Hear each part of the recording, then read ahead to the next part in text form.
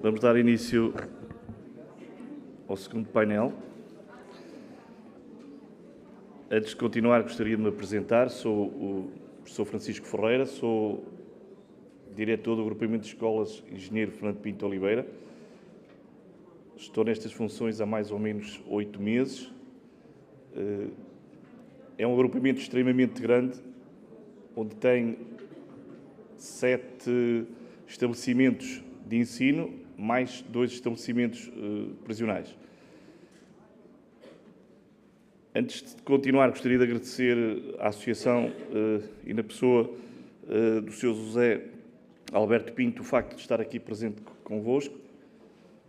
Também agradecer à Câmara Municipal de Matosinhos e às restantes entidades. Mas antes de continuar, eu gostaria de, até porque o tema é a reinserção, gostaria de agradecer em primeiro lugar, porque eu não deixei de ser professor, continuo a ser professor, aos meus colegas que trabalham diariamente com estes, porque são alunos também, e gostaria de agradecer o facto deles, e alguns deles estão aqui, que são do meu agrupamento, gostaria de lhes agradecer a sua presença, e todos os restantes também gostaria de lhes agradecer o facto de desempenharem um papel nos dias de hoje, que ser professor na escola normal já não é fácil, nestes casos específicos ainda muito menos.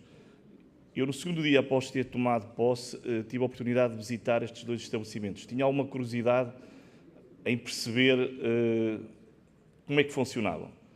E posso-vos dizer que o primeiro impacto não foi muito positivo, porque aquela ideia de cada um de nós tem lá um lugar naquele espaço, porque qualquer um de nós pode cometer um crime, muitas das vezes sem ser voluntário ou próprio involuntário, mas depois ver também a alegria de alguns daqueles reclusos, especialmente na parte feminina, o facto de quererem aprender, e aí penso que a grande mais-valia é os nossos colegas professores fazerem esse trabalho. Ser professor nos dias de hoje não é fácil. Eu, antes de vir para aqui, passei pela direção onde estão a trabalhar os meus colegas e tivemos a perceber ainda o número de professores que temos em falta no agrupamento. Ou seja, não é só em Lisboa, Algarve e Setúbal que existe falta de professores. Nós aqui já, em Lessa da Palmeira, Matosinhos, em alguns casos, já temos esta falta de professores. E ainda mais nestes casos específicos de colegas que trabalham nestes locais, que acho que merecem o nosso apreço, porque não é fácil, no normal, fará nestes sítios. Pontualmente, eu falo com alguns deles e há um que trabalha diretamente comigo na direção, quase todos os dias eu falo com ele. E a primeira vez que ele lá está, ele costuma-lhe perguntar então qual é que é a diferença entre o ensino normal e este? A diferença é que não atendemos os encarregados de educação.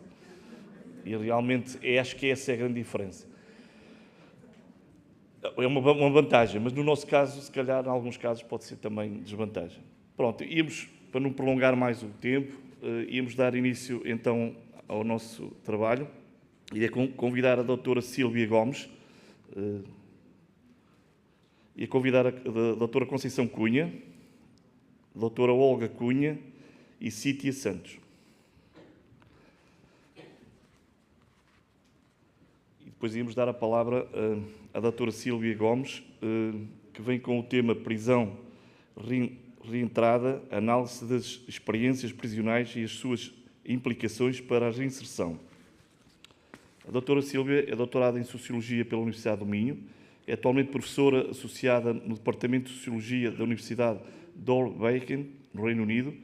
O seu percurso académico tem sido realizado entre Portugal, Estados Unidos e Reino Unido, tendo ocupado posições de ensino e investigação nesses países.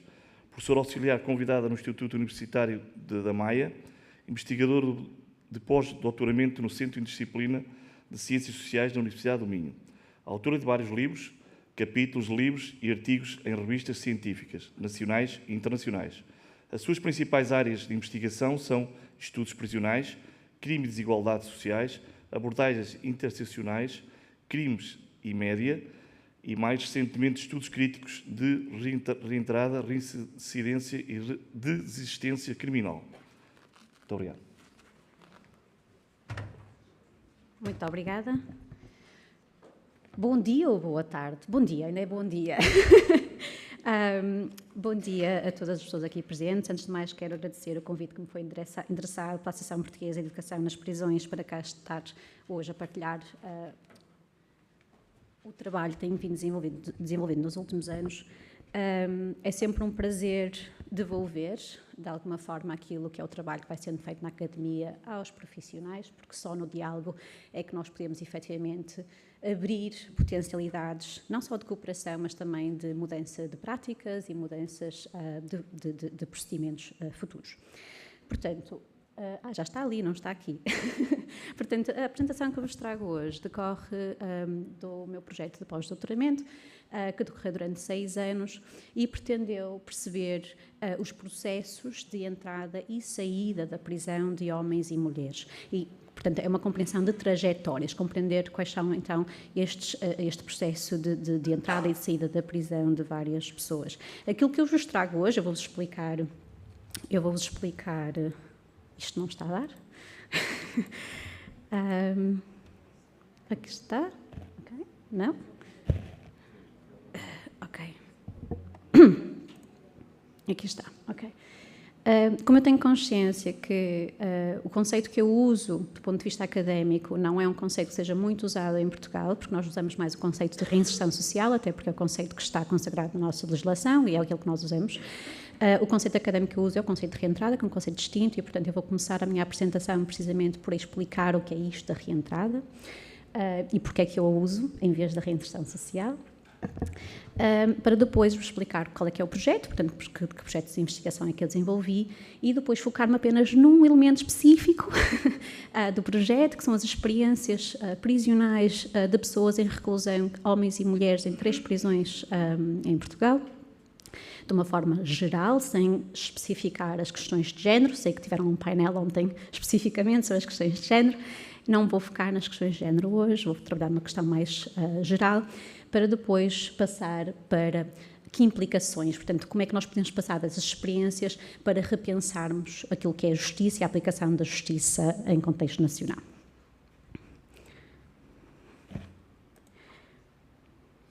Vamos começar então pela definição de reentrada.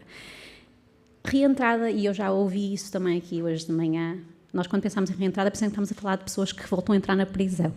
Não é o caso. Nós quando falamos na reentrada, que é um conceito americano que teve origem nos Estados Unidos, que é de re-entry, quer dizer o processo de entrada e saída da prisão, portanto, reentrada na comunidade. O que é que a reentrada, enquanto definição, nos diz? A reentrada inclui todas as atividades e programas promovidas pelo Sistema de Justiça Criminal para preparar as pessoas em reclusão a retornarem com segurança à comunidade.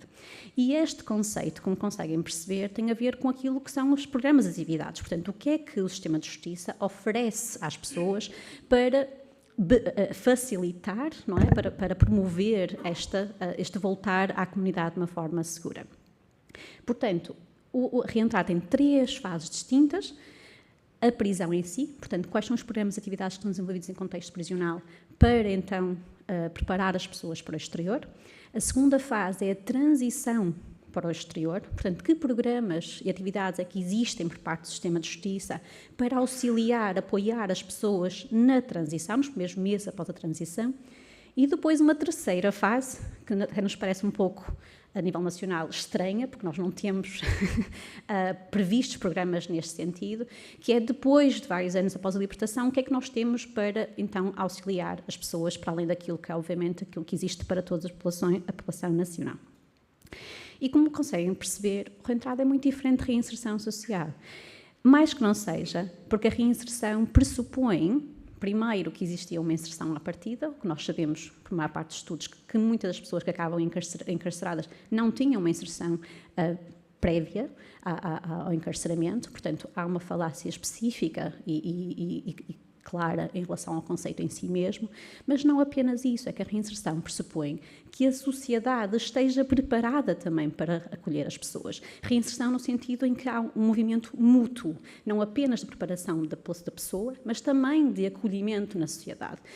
E nós, efetivamente, no que são aquilo que é os programas específicos até da Direção-Geral de Reinserção de Serviços Prisionais e aquilo que tem sido o enquadramento legal para tal, foca-se mais naquilo que é o indivíduo, foca-se mais naquilo que é a preparação do indivíduo, mais do que depois no trabalho que é feito na comunidade e na sociedade para efetivamente enquadrar estes indivíduos. E, portanto, a reentrada, mais do que um resultado, mais do que esta pessoa reinseriu de forma não é, conseguiu vingar-se na vida, e conseguiu efetivamente não voltar à prática criminalizada, é um processo. E é um processo porque toda a gente passa. Portanto, toda a gente que acaba por ter uma pena de privação de liberdade. As pessoas que vão para a prisão vão necessariamente passar por este processo, a não ser que, bem, em casos excepcionais, morram, não é? Em contexto prisional, as pessoas vão sair da prisão. Nós não temos pena perpétua de prisão, nós não temos pena de morte, portanto, as pessoas entram e saem. E, portanto, se entram e saem, então qual é este processo? Não é? Portanto, é o processo da reentrada, não é necessariamente um resultado em si.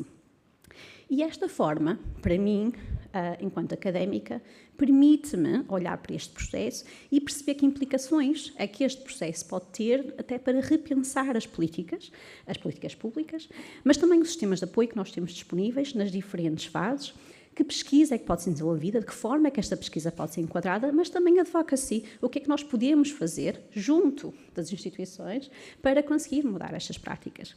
Eu trago-vos ali uma quote, eu peço imensa desculpa, já estou fora do país há algum tempo, uma citação de Jeremy Travis, que é um dos nomes nos estudos de reentrada nos Estados Unidos, que diz que a lógica da reentrada é muito simples. Todos os que entram na prisão regressam um dia. A questão é se irão regressar preparados para recomeçar a vida e reintegrar-se na sociedade, lá o resultado, não é? Ou regressar alienados, isolados e sem apoio. E, portanto, de que forma é que nós queremos que estas pessoas entrem, não é? Ora, a maior parte dos estudos da reentrada acaba por se focar, de alguma forma, naquilo que são ou as barreiras que os indivíduos enfrentam quando saem da prisão, que podem ou não levá-las à prática criminal e por sua consequência, ou não, ao reencarceramento, mas também há os estudos que se focam naquilo que são os elementos protetores. No fim do cabo, estamos a falar de fatores de risco e fatores de proteção, não é? Quais é que são os fatores durante o cumprimento de pena que promovem, então, a desistência criminal? E esta dualidade, não é, entre o que é que promove a desistência e o que é que pode levar novamente à reincidência, é o que muitos desses estudos acabam por focar. A minha perspectiva é um bocadinho diferente. Eu não entro nesta questão binarista, não é, de sucesso ou insucesso da reentrada, até porque, na sua gênese, estes estudos acabam por ser muito individualistas, colocar a foco na pessoa, como se o seu sucesso dependesse apenas da sua agencialidade, não é? Apenas da pessoa que está a passar pelo processo, e desvalorizam também, que é aquilo que eu tento não fazer, aquilo que são as questões mais estruturais, ou seja, aquilo que são os obstáculos estruturais de uma sociedade que é desigual e pela qual as pessoas vão ter que passar. E vão ter que passar ainda por cima depois de passarem por uma prisão, ou seja, elas não vão voltar à sociedade despidas daquilo que é o estigma e aquilo que é a marca de ter passado pela reclusão. E, portanto, eu olho para a reentrada a partir dos sistemas interligados de opressão, portanto, classismo, sexismo, racismo, entendendo também que a prisão é um elemento que pode dificultar depois o processo posterior à prisão, portanto, pensar naquilo que é a prisão enquanto um sistema violento, e que pode ser violento para a pessoa que por lá passa, e que efeitos tem depois além da prisão. E, portanto, em vez de olhar numa perspectiva tipicamente reformista, não é, de reformar o sistema, tento ir um bocadinho além dele. Não quer dizer que não haja reformas que sejam necessárias, e eu vou trazer algumas ideias de como é que nós podemos, efetivamente, reformar o sistema, mas ir um bocadinho além dele. O que é que nós podemos fazer para mudar o sistema de justiça e a forma como respondemos ao crime? Porque, tal como, acho que foi o Paulo Anjos de manhã que dizia, de manhã, há pouco, que dizia que nós muito dificilmente vamos deixar de ser pessoas que cometem crimes, mais que não seja porque vivemos em sociedade, e as práticas infratoras nós podemos legislá-las enquanto crime. Mas a forma como respondemos ao crime pode ser diferente, portanto, não tem necessariamente que ser da mesma forma. E, portanto, eu encaixo-me precisamente nos estudos críticos da reentrada E uma das opções metodológicas desses estudos é precisamente centrar-se nas vozes e das experiências de reclusão das pessoas que passam por essa mesma experiência, que eles chamam de experiências vividas de reclusão. E mais do que tentar perceber, então, como é que podemos reformar estas pessoas, é tentar perceber o que elas entendem como sendo necessário para compreender as suas próprias experiências e como é que podemos ir para além delas e repensar o sistema de justiça. De forma muito breve, nós sabemos que os mecanismos de reentrada existentes em Portugal, em termos daquilo que nós efetivamente temos dentro da prisão, e já se falou imenso durante estes últimos dias, não é? Temos programas educativos, formativos, laborais, culturais, recreativos, programas de reinserção direcionados para populações específicas, dependendo da tipologia do crime e por aí fora, programas de saúde, visitas, licenças e por aí fora. Isto relativamente à primeira fase, não é? Da reentrada. Na segunda fase da reentrada, que seria a transição posterior, nós temos as medidas de flexibilização de pena, nomeadamente a liberdade condicional, onde efetivamente há um enquadramento por parte do sistema de justiça para apoiar. Peço desculpa, eu falo imenso com as mãos e, portanto, acabo por embater no micro. E, portanto, onde há este enquadramento. No entanto, nós não temos necessariamente um acompanhamento das pessoas que saiam no final da pena, porque a partir do momento em que cumpre a pena, não é? Se no final da pena, não há um enquadramento de apoio necessário ou específico para esta população. Não quer dizer que não exista dentro daquilo que são os organismos que nós temos para a sociedade em geral, não é? Mas não necessariamente para esta população. A não ser, e essa é a exceção, em que a pessoa seja sem abrigo e aí há uma tentativa de encontrar aquilo que seja uma alternativa para a pessoa, para supervisionar na comunidade. Atenção, isto é o que existe, isto é o que está previsto do ponto de vista formal. Eu não estou a falar daquilo que depois sejam, nomeadamente, as atividades que possam ser envolvidas por outras organizações na sociedade. No entanto, apesar de, do ponto de vista formal, nós termos um enquadramento legal humanista, como também já foi aqui dito, e de enquadramento de respeito por aquilo que é a pessoa e na sua diversidade, e, portanto, é um quadro legal progressista, a maior parte dos estudos tem mostrado que existem muitas tensões e descontinuidades. Isto quer dizer o quê? Quer dizer que há lacunas naquilo que é a implementação das diretrizes legais e o sistema prisional acaba por não cumprir com todas aquilo que são as suas diretrizes, por mais variados motivos, falta de recursos humanos, falta de recursos financeiros e entre outros, mas efetivamente existe aqui uma lacuna muito grande. E, portanto, os programas prisionais de liberdade condicional acabam por ser muito limitados na sua forma de implementação. E ainda temos, efetivamente, aquilo que são as recomendações da Comissão Europeia para a Prevenção da Tortura, que, por anos sucessivos, continuam a identificar aquilo que são os problemas, nomeadamente em termos de condições de habitabilidade das celas, mas também de condições insalubres, acesso à saúde, violência entre profissionais e reclusos, mas também entre reclusos e por aí fora. Portanto, o que é que isto, de uma forma muito breve, não é, de enquadramento, o que é que foi o projeto? O que é que o projeto tentou perceber? Tentou perceber ou compreender como é que a reentrada, a reincidência e a existência criminal são definidas, como é que elas se compreendem, como é que na prática, não é, através destas experiências, analisando quer o sistema de justiça criminal, nas suas diferentes fases, e as trajetórias de vida das pessoas em reclusão e no pós-reclusão. E eu tentei, então, ter uma análise interseccional, cruzando classe, género e idade, num estudo qualitativo longitudinal. O que é que isto quer dizer? Quer dizer que eu faço trabalho de investigação qualitativa dentro das prisões e depois faço um seguimento e entrevistas, nomeadamente, e observação das pessoas depois no contexto exterior.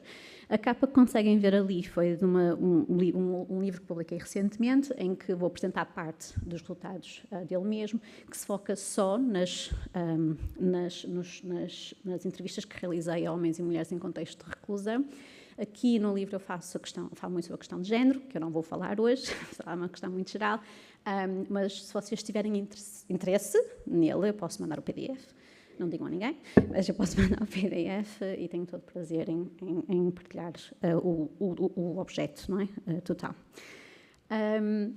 Que etapas é que este projeto teve? Ele segue exatamente aquilo que são as etapas da reentrada, portanto, dentro da prisão, transição e ao longo da vida. Eu já desenvolvi as primeiras 2 fases, falta uma terceira fase, que propositadamente também tem que ser com algum tempo desde a libertação das pessoas.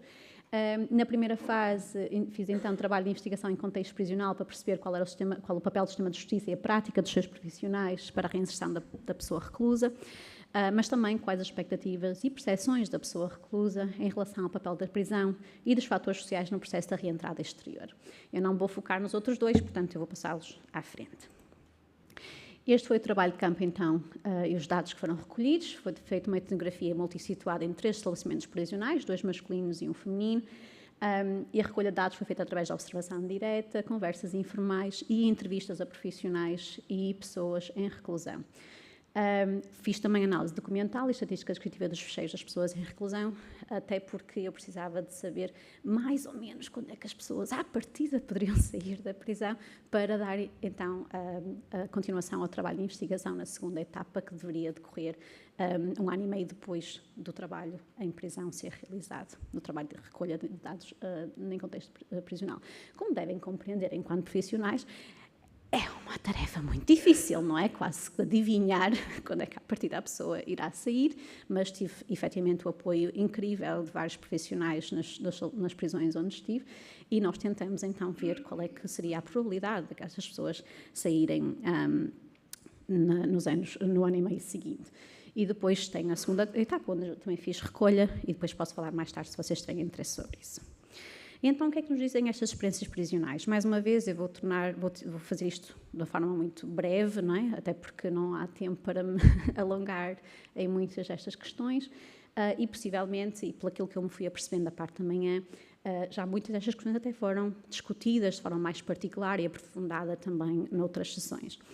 Então, em termos das experiências prisionais, eu dividi em 3 partes, portanto, os programas e experiências prisionais, o impacto da reclusão na transição para o exterior e as expectativas da pós-reclusão, todos os dados, mais uma vez, com base naquilo que são as entrevistas realizadas a pessoas em reclusão.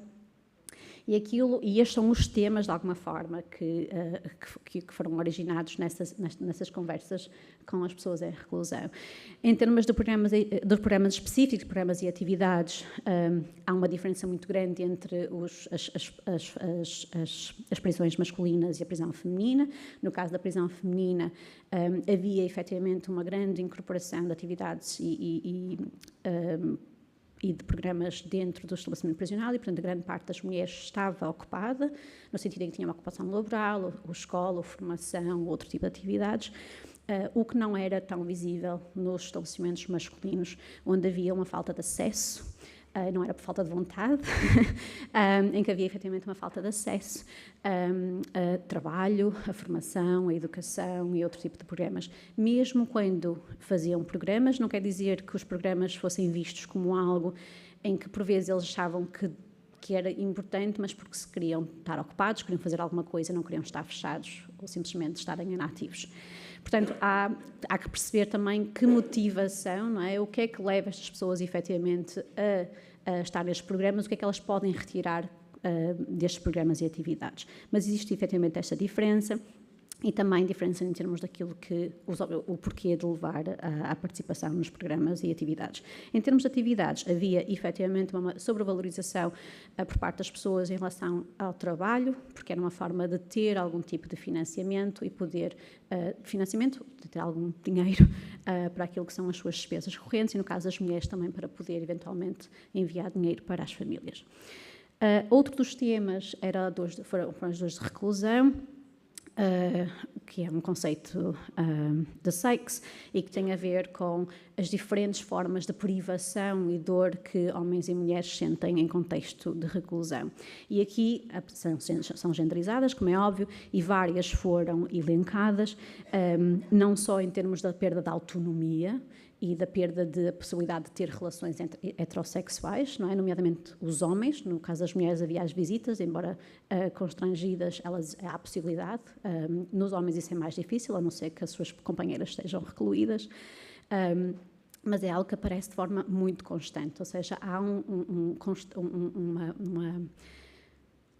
uma transferência, uma tentativa de mostrar a repetição, a monotonia e a falta de autonomia que estas pessoas têm em contexto de reclusão, não é? Há horários para tudo, não é? Para sair da cela, para entrar na cela, para comer, e, portanto, é-lhes dada muito pouca, e é um conceito que até é usado muito internacionalmente neste momento, que é o conceito de normalização, não é? Como é que as prisões deverão ou não tentar, pelo menos, reconstruir aquilo que é uma vida normativa no exterior, porque a prisão não reproduz isso, e, portanto, isso acaba por estar muito presente nos discursos de homens e mulheres. Outra questão que surgiu muito foi a questão da saúde mental, no facto da sua saúde mental ser deteriorado significativamente a partir do momento em que entra numa prisão, quer para homens, quer para mulheres, e no caso dos homens acontecia não só pela prisão em si, mas por aquilo que assistem enquanto que estão na prisão, nomeadamente em termos de violência e como isso os impacta. Estamos a falar não só de violência física, mas também de violência psicológica. O que nos leva a outro ponto, que é o da vitimização, que foi, de alguma forma, abordado por ambos homens e mulheres, embora o tipo de violência seja diferente. A violência física estava muito mais presente nos discursos dos homens. A violência física entre profissionais e pessoas em reclusão, mas também entre pessoas em reclusão. E uma vitimização que às vezes não decorre só de pessoas, mas também que decorre das condições de habitabilidade em que estas pessoas estão, não é? Em que têm que ser levadas a enfermarias porque são mordidos por ratos e coisas do género. Outras das questões que foram discutidas no que toca às experiências prisionais são as visitas, a forma como as visitas são importantes, sim, em termos de manter algum contacto com o exterior, mas também, e no caso das mulheres em particular, como é que isto cria mais uma vez um elemento de dor, especialmente quando vêm os seus filhos entrar numa prisão e a passar por todo o processo de uma visita prisional. Ou de não poder entrar, explicar às crianças pequenas como é que nós não posso levar comigo para dentro, não é? Ou para ir a uma cela, quer dizer, não dá para fazer isto. Portanto, elas falam muito sobre, apesar de gostarem muito de receberem a sua família, porque lhes permite estar perto, vê-las na prisão é efetivamente algo que lhes traz também alguma ansiedade e alguma dor. E, por fim, o apoio familiar e social como sendo efetivamente essencial quando estão em contexto de reclusão, sendo que este é muitas vezes restringido até pelas condições específicas do contexto prisional e também da dificuldade que por vezes é chegar ao estabelecimento prisional, a duração da visita e todo o contexto, não é? Que nós sabemos às vezes que há pessoas que têm que se deslocar por várias horas para conseguir chegar ao estabelecimento prisional, até faltar ao trabalho, quer dizer, há aqui todo um conjunto de elementos que efetivamente torna o apoio familiar mais difícil. E que tem que ser, por vezes, é compensado de outras formas, mas que efetivamente é condicionado. Em termos de experiências prisionais, porque é que isto me interessa, perceber estas experiências? Porque a forma como nós vivemos a reclusão impacta necessariamente a forma como nós olhamos para esta experiência e também como é que nós podemos passar para o exterior a partir dela. E o que leva precisamente ao segundo ponto, que é o que é que os homens e mulheres percepcionam como sendo o papel da prisão, não é? Em termos daquilo que é o impacto para a transição para o exterior.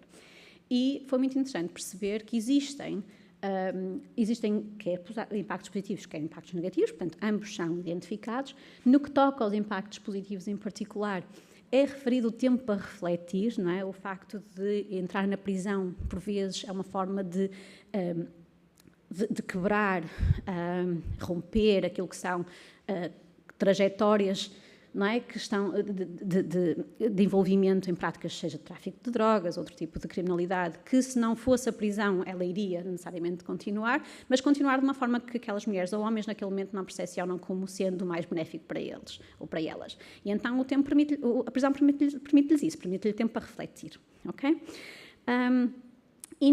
E há ainda outra narrativa muito interessante, e aqui é muito evidente no caso de pessoas que estão nas unidades livres de drogas, em que estavam em situação severa de adição antes de entrar nas prisões, e como a unidade livre de drogas e todo o programa pelo qual elas passam quando estão nestes contextos lhes permite ser efetivamente um ponto de viragem, isto é, lhes permite quebrar com aquilo que eram as suas problemáticas aditivas quando estavam no exterior. Alguns deles diziam mesmo, se não entrasse na prisão eu tinha morrido, não é? Eu já não estaria aqui.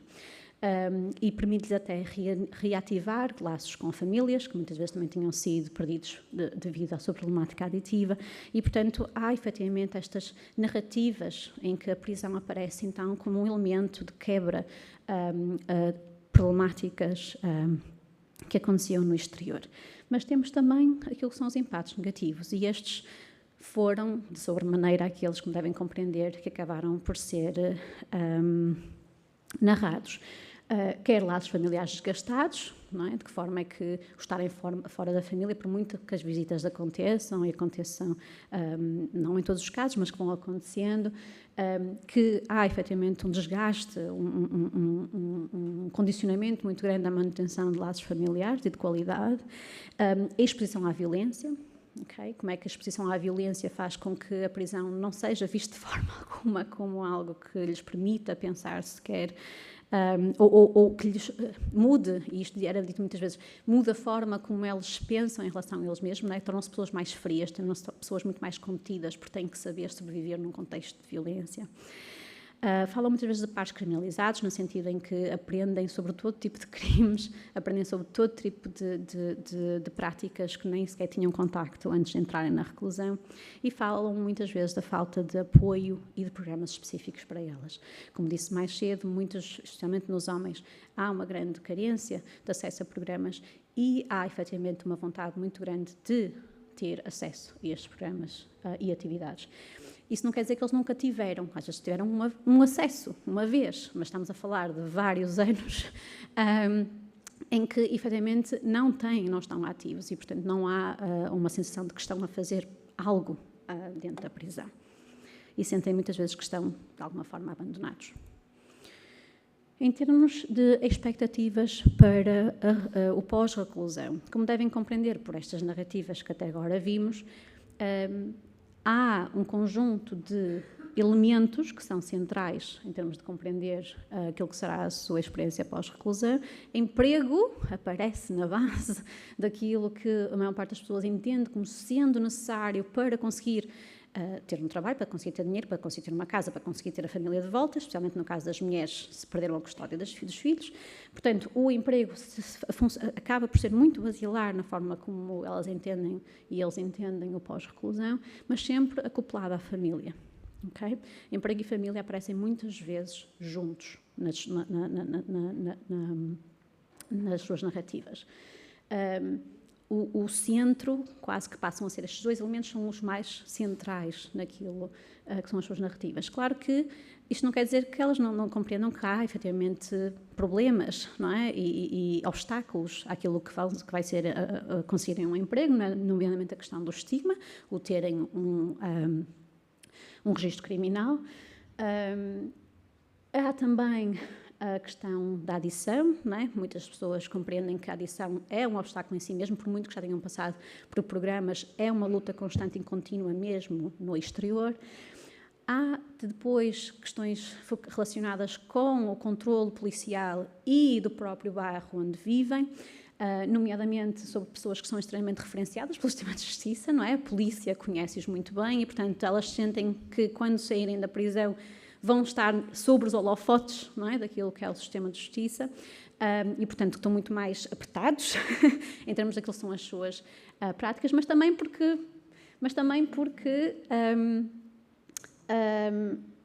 é muito difícil, não é? Quando os territórios para onde voltam são territórios em si mesmos, por vezes,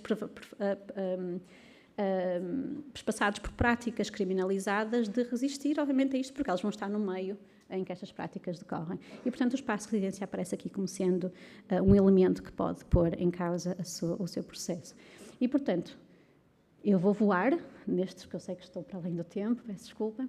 Aquilo que isto nos mostra, no seu conjunto, é que, efetivamente, o processo de reentrada tem um conjunto de elementos estruturais que não passa só pelo indivíduo em si, não passa só por aquilo que a pessoa pode ou que não querer fazer, passa por tudo aquilo que é um condicionamento estrutural e societal que põe em causa aquilo que possa ser, por muita vontade que alguém tenha, por muita formação ou muita educação que alguém possa ter, os as oportunidades efetivas que vão acontecer depois no exterior.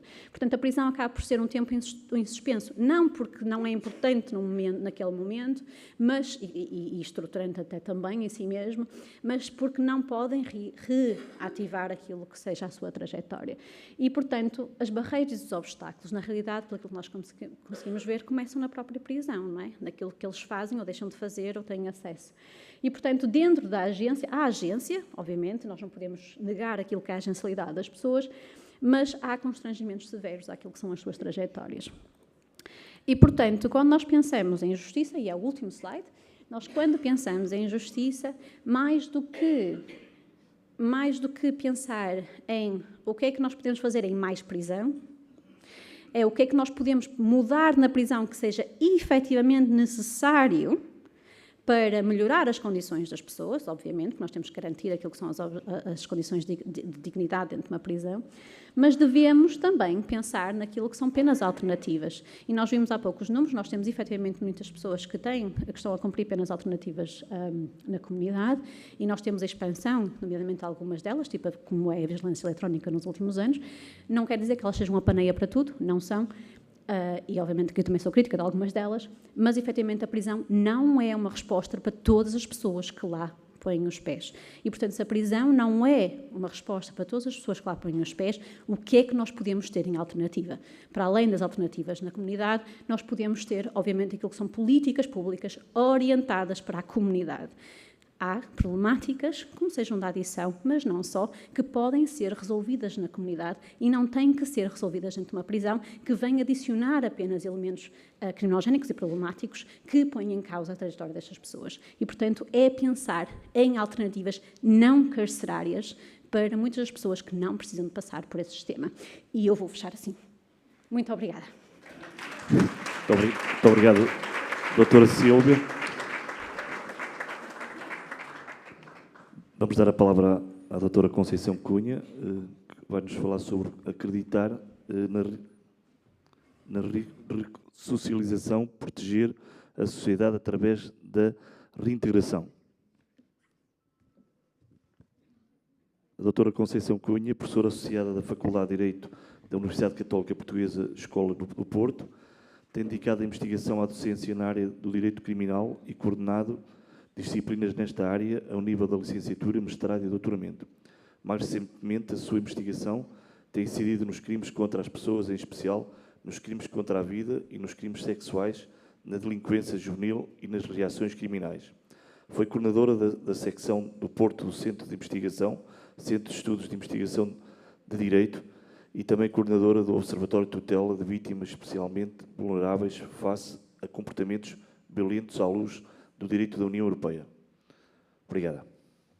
Muito obrigada. Eu queria começar por agradecer o convite para estar aqui hoje e por felicitar esta iniciativa, que acho que é realmente muito, muito importante.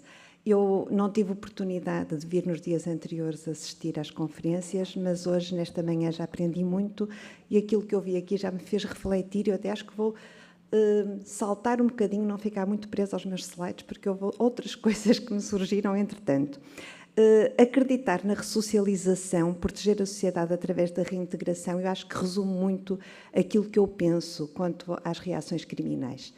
A pena, de facto, é um mal necessário. Nós hoje, os ventos atuais, às vezes puxam um bocadinho para uma ideia, quase parece ser de vingança social em relação ao crime, mas, no fundo, a pena não é uma vingança. A pena tem que ser uma forma de ajudar as pessoas a se inserirem na comunidade e essa será, penso eu, a melhor forma de proteger a própria sociedade. Porque se as pessoas se inserirem, de facto, na sociedade, respeitando os valores fundamentais da comunidade, todos ficamos seguros. Não é preciso pensarmos em retribuições ou vinganças sociais. Por isso é que eu penso que a melhor forma, de facto, de proteger é reinserir ou inserir, porque realmente a minha colega há pouco, quando falou da questão da reinserção, fez-me realmente refletir um bocadinho, porque em muitas destas situações as pessoas nunca estiveram verdadeiramente inseridas na comunidade e, portanto, nós temos de facto que as inserir. E fez-me até recordar uma outra coisa. Em algumas visitas que eu fiz à prisão de Custóias, e também a Santa Cruz do Bispo, mas estou-me a referir agora mais à prisão de Custóias. Portanto, eu fui fazendo algumas visitas com alunos e apanhei diferentes diretores das prisões, e vários diretores me foram dizendo que há algumas pessoas, não estou a dizer que seja a maioria, claro que não, mas que há algumas pessoas que quando saem dali voltam a praticar crimes com a ideia de irem para a prisão. O que isto diz muito, muito mal da nossa sociedade. Diz que estas pessoas têm condições muito más cá fora, encontram muitos obstáculos e que, portanto, apesar das nossas prisões serem objeto de críticas, umas mais, outras menos, não é? Ouvimos coisas terríveis da prisão em Lisboa, não é? Do edifício prisional em Lisboa, portanto, umas mais, outras menos, mas as nossas prisões não são, de facto, hotéis de 5 estrelas, mas apesar das condições muitas vezes nefastas nas prisões, há pessoas que encontram cá fora condições ainda piores. E por isso também é que nós vemos que não são aqueles países que têm penas mais severas, mais duras, que conseguem prevenir mais a criminalidade. É outra reflexão que eu tenho feito, tenho comparado alguns sistemas prisionais, porque, de facto, são aqueles países que têm melhores condições de inserção das pessoas nas comunidades que conseguem, de facto, prevenir mais o crime, não é? Nós sabemos de ordens jurídicas com penas muito, muito severas e penas de morte e prisão perpétua, e não é isso que faz com que a criminalidade desça, de facto, como seria desejável. Portanto, como viram, eu já fugi um bocadinho dos slides, porque foram coisas que enquanto estava aqui a ouvir, fui refletindo sobre elas também. Trago aqui também esta frase do saudoso Laborinho Lúcio: a justiça só faz sentido se abrir caminhos de regresso à sociedade. Parece-me que também resume muito bem este pensamento. E às vezes acham que eu sou utópica, chamam muitas vezes de utópica por acreditar na natureza humana ou por acreditar na inserção ou na reentrada ou na reinserção, conforme queiramos chamar. Mas, de facto, nós sabemos todos os que estamos aqui, eu acho que sabemos que é a utopia que nos faz andar, que nos faz progredir e que nós vamos desejando sempre mais, portanto, ela é inalcançável por definição, mas é ela que nos faz, de facto, ir melhorando. Eu trago aqui, não estou a conseguir mudar o slide, já estava à espera de ter aqui problemas, porque não sou nada boa nestas coisas. Já está. Eu trago aqui alguns artigos, eu não queria ser muito maçadora a esta hora do dia, mas um aspecto ou outro do nosso Código Penal, acho que era importante falar convosco sobre isto e até, se for possível, trocarmos algumas ideias, porque o nosso artigo 40 diz-nos que, de facto, a aplicação de penas e medidas de segurança visa a proteção de bens jurídicos e a reintegração, cá está, a reintegração do agente na comunidade. E, às vezes, identifica-se... Queria passar outra vez e não consigo. Não sei, dá-me aqui uma ajuda. Obrigada. O rato ali. Ai, o rato ali. Melhor... Ok. Obrigada. Pronto. É porque, por vezes, identifica-se, vejo alguns autores identificarem a prevenção geral com a proteção de bens jurídicos. Mas, de facto, quer a prevenção geral, quer a prevenção especial, visam a proteção de bens jurídicos. No fundo, a função do direito penal e a função das penas e das medidas de segurança é proteger os valores fundamentais da comunidade. Isto consegue-se como? Geralmente identifica-se a prevenção geral com a criação de segurança na comunidade, portanto é preciso aplicar a pena para a comunidade se sentir segura depois do abalo que significou a prática do crime. Mas a prevenção especial também é essencial para esta proteção dos bens jurídicos, porque, mais uma vez o digo, é através da mudança na pessoa do infrator, através desta consciencialização do mal causado e da vontade de mudar, que nós podemos alcançar, de facto, o respeito pelos bens jurídicos. E, por vezes, há, de facto, algum conflito entre prevenção geral e prevenção especial no momento da escolha da pena ou no momento da determinação da pena concreta, uma pena mais ou menos severa. A pena de prisão, penso, de facto, deve ser a última ratio, já foi também aqui dito. A pena de prisão é também um mal necessário para os casos mais graves, não é? E deve também ela visar a ressocialização. Nós não podemos querer, no fundo, que as prisões sejam armazéns de pessoas que ficam lá para que a sociedade fique tranquila e sossegada e está tudo bem. Não pode ser isso, porque depois as pessoas voltam, quer por uma questão de dignidade humana, claro, de toda e qualquer pessoa, quer porque as pessoas depois voltam à sociedade sociedade e voltam a delinquir. Portanto, repito, isto vai de encontro à tal ideia-chave, que é a melhor forma de proteger a sociedade, é inserir adequadamente as pessoas na vida em sociedade, e para isso a prisão precisa ter, de facto, mecanismos, já se falou aqui muito de programas técnicos, mais programas, prisões com menos pessoas. Nós ainda temos prisões sobrelotadas, nós ainda somos dos países que mais prende, apesar de haver às vezes críticas aos nossos brandos costumes, não é bem assim. Nós ainda somos dos países que mais prende, apesar de haver muitas alternativas à prisão, as penas de substituição, e a panóplia de penas de substituição foi sendo alargada progressivamente. Também já se disse aqui que agora já é possível aplicar penas suspensas para penas até 5 anos, mas também aí acho que é preciso ter cuidado, também aí acho que é preciso ter cuidado, porque há crimes de alguma gravidade em que às vezes se suspendem as penas. Também tenho ouvido críticas, por exemplo, no âmbito dos crimes sexuais e de violência doméstica. Há quem questione se não há um exagero de penas suspensas. E aí, mais uma vez, eu acho que temos que ter cuidado e ponderar equilibradamente o que é que realmente é melhor, efetivamente, para a ressocialização, sem deixar de haver um mínimo também não podemos fugir a isto, tem que haver um mínimo de criação de alguma segurança e paz social, até para não voltarmos a vinganças comunitárias e vinganças privadas, etc. Mas, na verdade, e por isso é que eu pergunto se há verdadeira oposição entre prevenção geral e prevenção especial, portanto, quer no momento de se escolher a pena de prisão ou alternativas, penas na comunidade, quer no momento de se determinar a maior ou menor severidade das penas, acho que há que ter cuidado pelo seguinte, vamos lá ver se eu consigo exprimir-me de forma clara e pôr também à vossa consideração este meu problema. Na maior parte dos casos, prevenção geral e especial vão no mesmo sentido.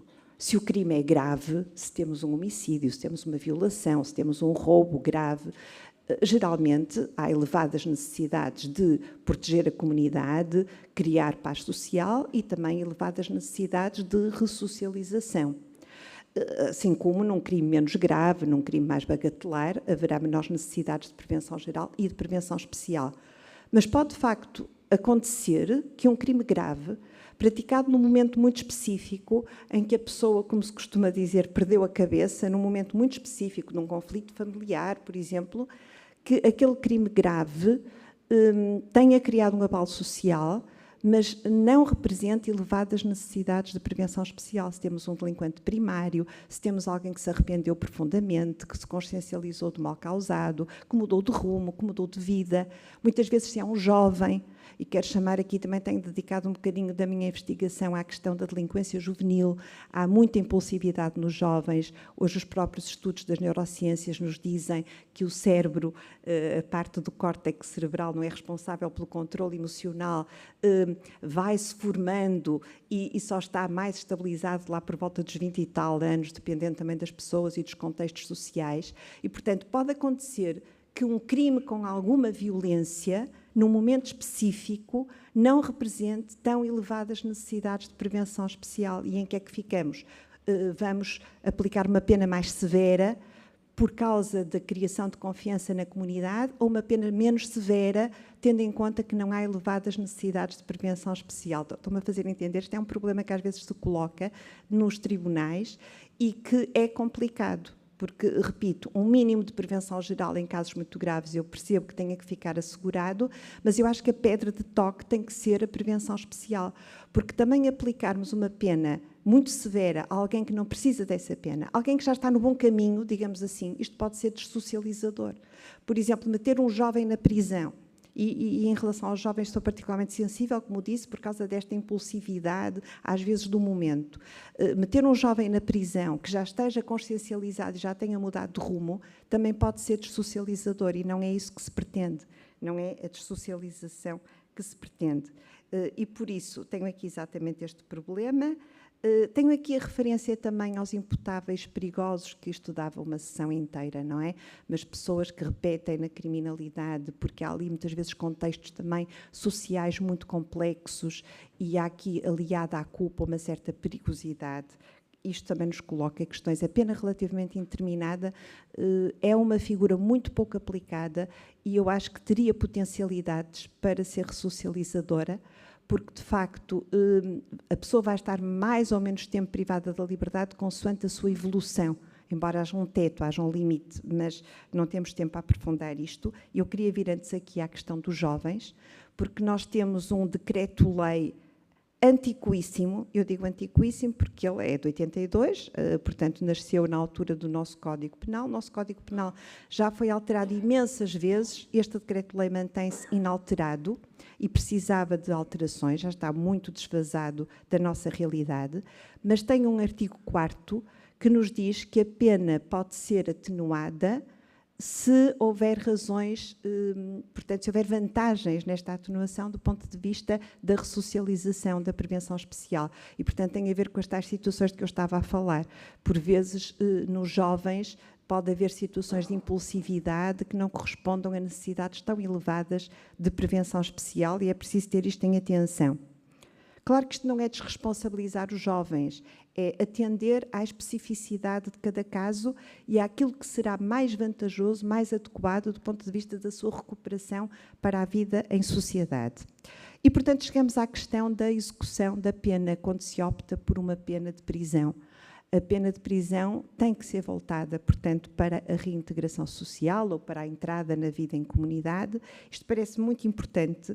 E parece muito importante que haja um faseamento, uma progressão efetiva na prisão. Portanto, quase diria, como se diz nos centros educativos, para os mais jovens ainda, que a preparação para a vida em liberdade tem que começar logo no início, no primeiro dia da entrada. Porque senão nós ficamos ali numa bolha e depois, de repente, vem-se para a vida em comunidade e é um choque e volta-se a cometer o crime. E, portanto, todos estes, eu elenquei aqui o regime de permanência na habitação para os casos menos graves. Agora, o regime de permanência na habitação tem a vantagem de se poder conjugar já com programas e com acompanhamento dos técnicos, o que acho que é muito importante e que antes não acontecia. O regime aberto no interior e no exterior, que permite, a partir de certa altura, e se houver uma boa evolução do condenado, por exemplo, até vir cá fora, praticar atividades ou frequentar programas e voltar, quando é o regime aberto no exterior. O plano individual de readaptação, que é fundamental desde o princípio, e depois o ensino, o trabalho e os programas ressocializadores, de que também já temos falado aqui, assim como a liberdade condicional. Queria deter-me um bocadinho na liberdade condicional. Eu acho que a liberdade condicional é um instrumento fundamental para a reinserção ou para a inserção na comunidade. Penso que a liberdade condicional deveria ser muito acompanhada. Sinceramente, não sei se na prática isto acontece, mas era uma peça fundamental para esta transição entre a vida na prisão e a vida em liberdade. E ouvi aqui falar há pouco o Dr. Paulo Anjos dos programas que muitas vezes não têm continuidade. Eu penso que era fundamental, eu acho criminoso uma pessoa estar a frequentar um programa, por exemplo, para reabilitação, para a aquisição de competências pessoais e sociais, para controle da agressividade, o que quer que seja, e depois vir para a liberdade condicional e não continuar o programa. Eu penso que seria essencial que houvesse continuidade nos programas quando a pessoa vem para a liberdade condicional. Assim como estou absolutamente de acordo com aquela que é chamada a liberdade condicional obrigatória. Obrigatória não quer, porque o agente, o condenado, tem que dar consentimento, mas no sentido de que não usufruiu da liberdade condicional mais cedo, e no fundo se não usufruiu é porque as coisas não correram muito bem, nomeadamente não mostrou uma boa evolução, porque senão já teria usufruído de liberdade condicional, e mesmo assim tem que vir para a liberdade condicional, cumpridos 5/6 da pena, se o crime for um crime de uma certa gravidade, penas superiores a 6 anos. E há quem questione o porquê disto acontecer. Eu acho fundamental que isto aconteça, porque é fundamental haver um período de transição. Porque se não houver esta liberdade condicional, o que é que acontece? Chega ao fim da pena, também não temos a certeza se ele está reinserido, ressocializado, ou como lhe queiramos chamar, e vem abruptamente para a vida em sociedade. Então, esta fase de adaptação, que devia ser uma fase acompanhada, repito, acho que devia ser uma fase acompanhada, efetivamente, pelos técnicos de reinserção social, penso que será muito importante para esta passagem, para não ser uma passagem abrupta para a vida em sociedade. Eu pesquisei os programas ressocializadores, penso que isto estará atualizado, não encontrei nada mais recente. Esta questão dos estudos de follow-up acho que são muito, muito importantes para percebermos, de facto, se estes programas funcionam ou não. Estou mesmo a acabar. Portanto, e queria aqui enfatizar que há alguns programas que já foram avaliados, não é? E que foram avaliados positivamente. E, como estou um bocadinho ligada à problemática dos crimes sexuais, eu queria salientar o trabalho do Dr. Ricardo Barroso, que eu penso que já tiveram a oportunidade de o ouvir, porque parece-me que é muito importante apostar nestes programas para agressores sexuais e, em especial, nos mais jovens, porque será mais fácil intervir e ressocializar também através desses programas. Peço desculpa por me ter excedido um bocadinho e agradeço a vossa atenção. Muito obrigado, doutora Olga. Vamos passar a palavra à doutora Olga Cunha. A doutora Olga Cunha é doutorada em Psicologia na área específica em Psicologia da Justiça pela Universidade do Minho, professora auxiliar na Escola de Psicologia da Universidade do Minho, investigadora integrada do Centro de Investigação em Psicologia da Universidade do Minho, coordenadora da Unidade de Psicologia de Justiça e Comunicação Comunitária e de consulta para pessoas ofensoras da Associação de Psicologia da Universidade do Minho, especialista em Psicologia Clínica e da Saúde, com especialidade avançada em Psicologia da Justiça pela Ordem dos Psicólogos Portugueses. E é para pedir à doutora Olga que tentar ser um bocadinho mais breve, se faz favor. Vou tentar cumprir, até vou colocar aqui o tempo, o contar, que é para não me perder. Boa tarde a todos e a todas. É um gosto para mim poder apresentar aqui estes resultados, porque é a primeira vez que os apresento cá em Portugal. Nós já fizemos a apresentação a nível internacional, mas ainda não fizemos cá. E o artigo saiu recentemente, portanto, isto faz parte de um projeto que foi financiado pela Fundação La Caixa, já em 2022, mas os dados foram recolhidos no ano 2023 e, portanto, o artigo na página da Fundação La Caixa saiu o mês passado, portanto, estamos em abril, exatamente, saiu em março e, portanto, é relativamente recente, apesar de eu só vos trazer aqui uma parte do projeto. Portanto, vou explicar só um bocadinho em que é que consistiu o projeto. Portanto, o projeto tinha duas partes. Uma primeira parte que foi realizada com pessoas em reclusão, tinha como objetivo perceber quais é que eram as motivações e as percepções das pessoas para participarem ou não em programas de educação e formação quando em contexto prisional, e depois uma segunda parte, que é aquela que eu vou trazer hoje, que eram indivíduos em liberdade condicional para perceber também as suas percepções sobre os programas que frequentaram ou não e que impacto é que estes programas teriam ou que a participação nestes programas tinha na sua reintegração na sociedade. E eu vou-vos trazer só aqui os dados relativos à empregabilidade, que foi um dos aspectos que nós avaliámos outros, mas trouxe apenas este. Não sei muito bem. Ok.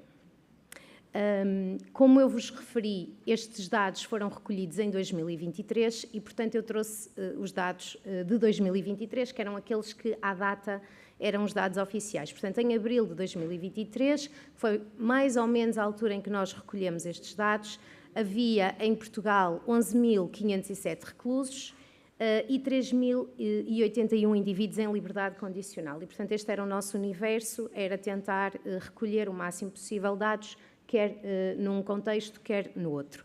Em dezembro de 2022, 2.684 frequentavam formação escolar, neste caso o ensino regular, e 1.196 encontravam-se a frequentar a formação profissional e, portanto, esta foi a nossa base para nós tentarmos perceber, ok, há vários reclusos, apesar de no universo, na altura de 11.500, portanto, apenas 3.600, ou pouco mais de 3.600 frequentavam estes programas, mas o nosso objetivo era perceber se, de alguma forma, a participação nestes programas depois se refletia ao nível da sua reintegração ou da sua inserção na comunidade.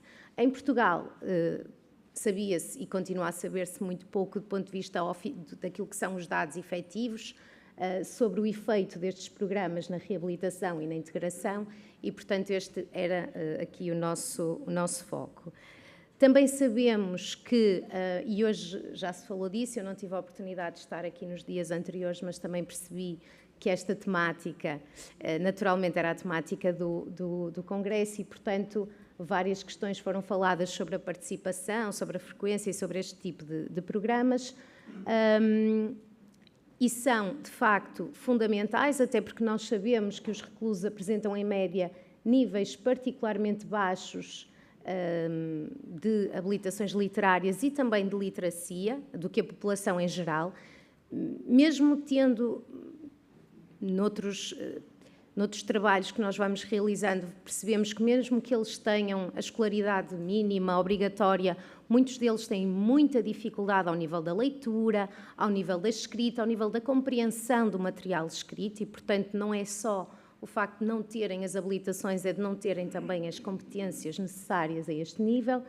De acordo com a Pordata, em 2022, tínhamos, de facto, aqui um número ainda considerável de indivíduos em reclusão que não sabiam ler nem escrever, e 392 e 469 apenas sabiam ler, portanto, competências muito básicas.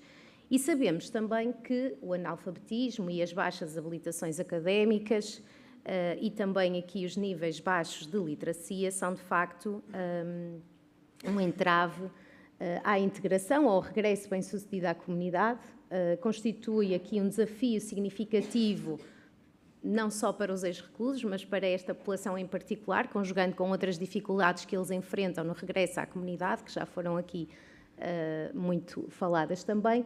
A verdade é que para a obtenção de emprego e para muitos empregos esta questão é fundamental, naturalmente que não é única, porque um indivíduo que esteve em reclusão, naturalmente que enfrenta aqui depois também outras dificuldades em termos de obtenção de emprego, mas aí também já lá vamos.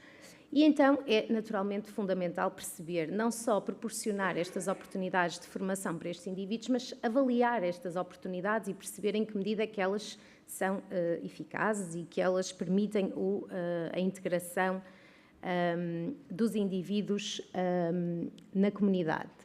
Também sabemos que, e este foi também uma das bases para este estudo, era perceber se a frequência destes programas era motivada por um interesse genuíno em aprender e em desenvolver competências, ou se era uma forma de escape, de ocupar o tempo, ou de evitar aqui os aspectos da vida prisional e do trabalho prisional, ou das rotinas da prisão, que também já foi aqui salientado, e nós temos estas duas perspectivas, que sim, alguns reportam isso.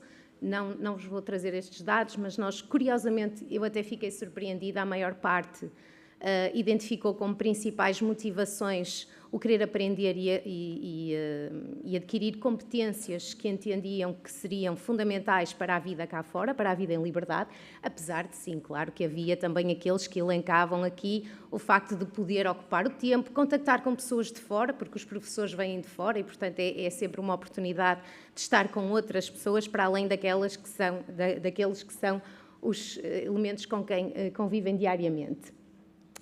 Mas estes aspectos, nós sabemos, a motivação dos indivíduos para a frequência destes programas pode naturalmente afetar aqui a aquisição de competências, a sua motivação. Falava-se aqui no absentismo escolar hoje de manhã, que é muito elevado. A não conclusão destes programas, nós também identificamos isso, ou seja, de uma percentagem considerável de indivíduos que iniciam estes programas de educação e formação não chegam a concluí-los. Sabemos que muitas vezes não é só por fatores relacionados com o próprio, mas com mudanças de instituição ou outras questões, ou até saídas em liberdade condicional, etc., que acabam por interferir aqui com a frequência e com a conclusão destes programas, mas também sabemos que a motivação muitas vezes é aqui um aspecto central para a frequência e a conclusão.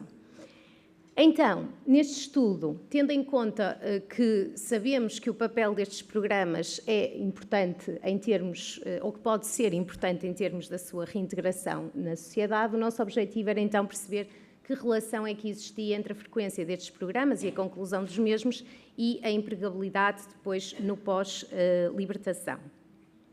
Nós entrevistámos 264 indivíduos em liberdade condicional, a maioria eram homens, apenas conseguimos 27 mulheres, e as idades eram muito variáveis, portanto, entre os 22 e os 72 anos. Nós recolhemos dados, naturalmente que mediante a autorização da Direção-Geral de Reinserção em Serviços Prisionais. Nós recolhemos dados em 17 equipas. O nosso objetivo era fazer uma recolha a nível nacional e conseguimos fazer, mas como há muitas equipas, nós tivemos que selecionar aquelas que na altura tinham mais indivíduos em liberdade condicional, porque era impossível ir a todas. E então nós recolhemos dados em 17 equipas do norte a sul de Portugal. Não fomos às ilhas, muita pena nossa, mas não fomos. E foram recolhidos, então, aqui os dados em papel e lápis e num formato de inquérito. Pronto, eu vou passar um bocadinho aqui à frente. Nós tínhamos um questionário sociodemográfico particularmente extenso, porque incluía aqui várias questões também relativas ao período em que os indivíduos estiveram na prisão, na frequência não só de programas de educação e formação, mas também de outro tipo de programas e de outras atividades e de ocupação laboral, etc., visitas. Nós recolhemos aqui vários dados. E depois também um questionário que construímos para perceber, no fundo, aqui a percepção que estes indivíduos tinham sobre a frequência e o impacto dos programas, da frequência dos programas na reintegração.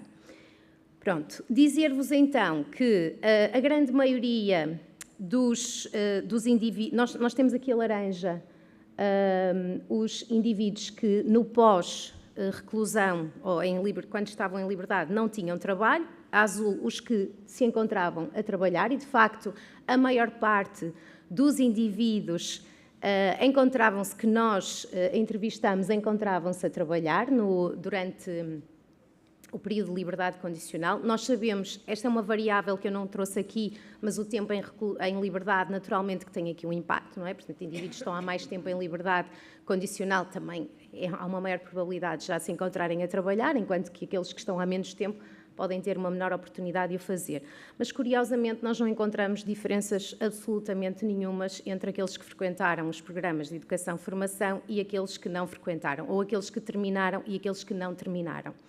Portanto, ao nível da empregabilidade, não havia diferenças. Há um dado que nós consideramos, no entanto, que é interessante, peço desculpa, há um dado que eu considero que é importante, que é, ainda assim, apesar de não termos encontrado diferenças, nós encontramos que uma percentagem significativa de indivíduos que antes da reclusão não se encontrava a trabalhar, estava posteriormente empregado dentre aqueles que terminaram e que frequentaram aqui os programas de educação-formação.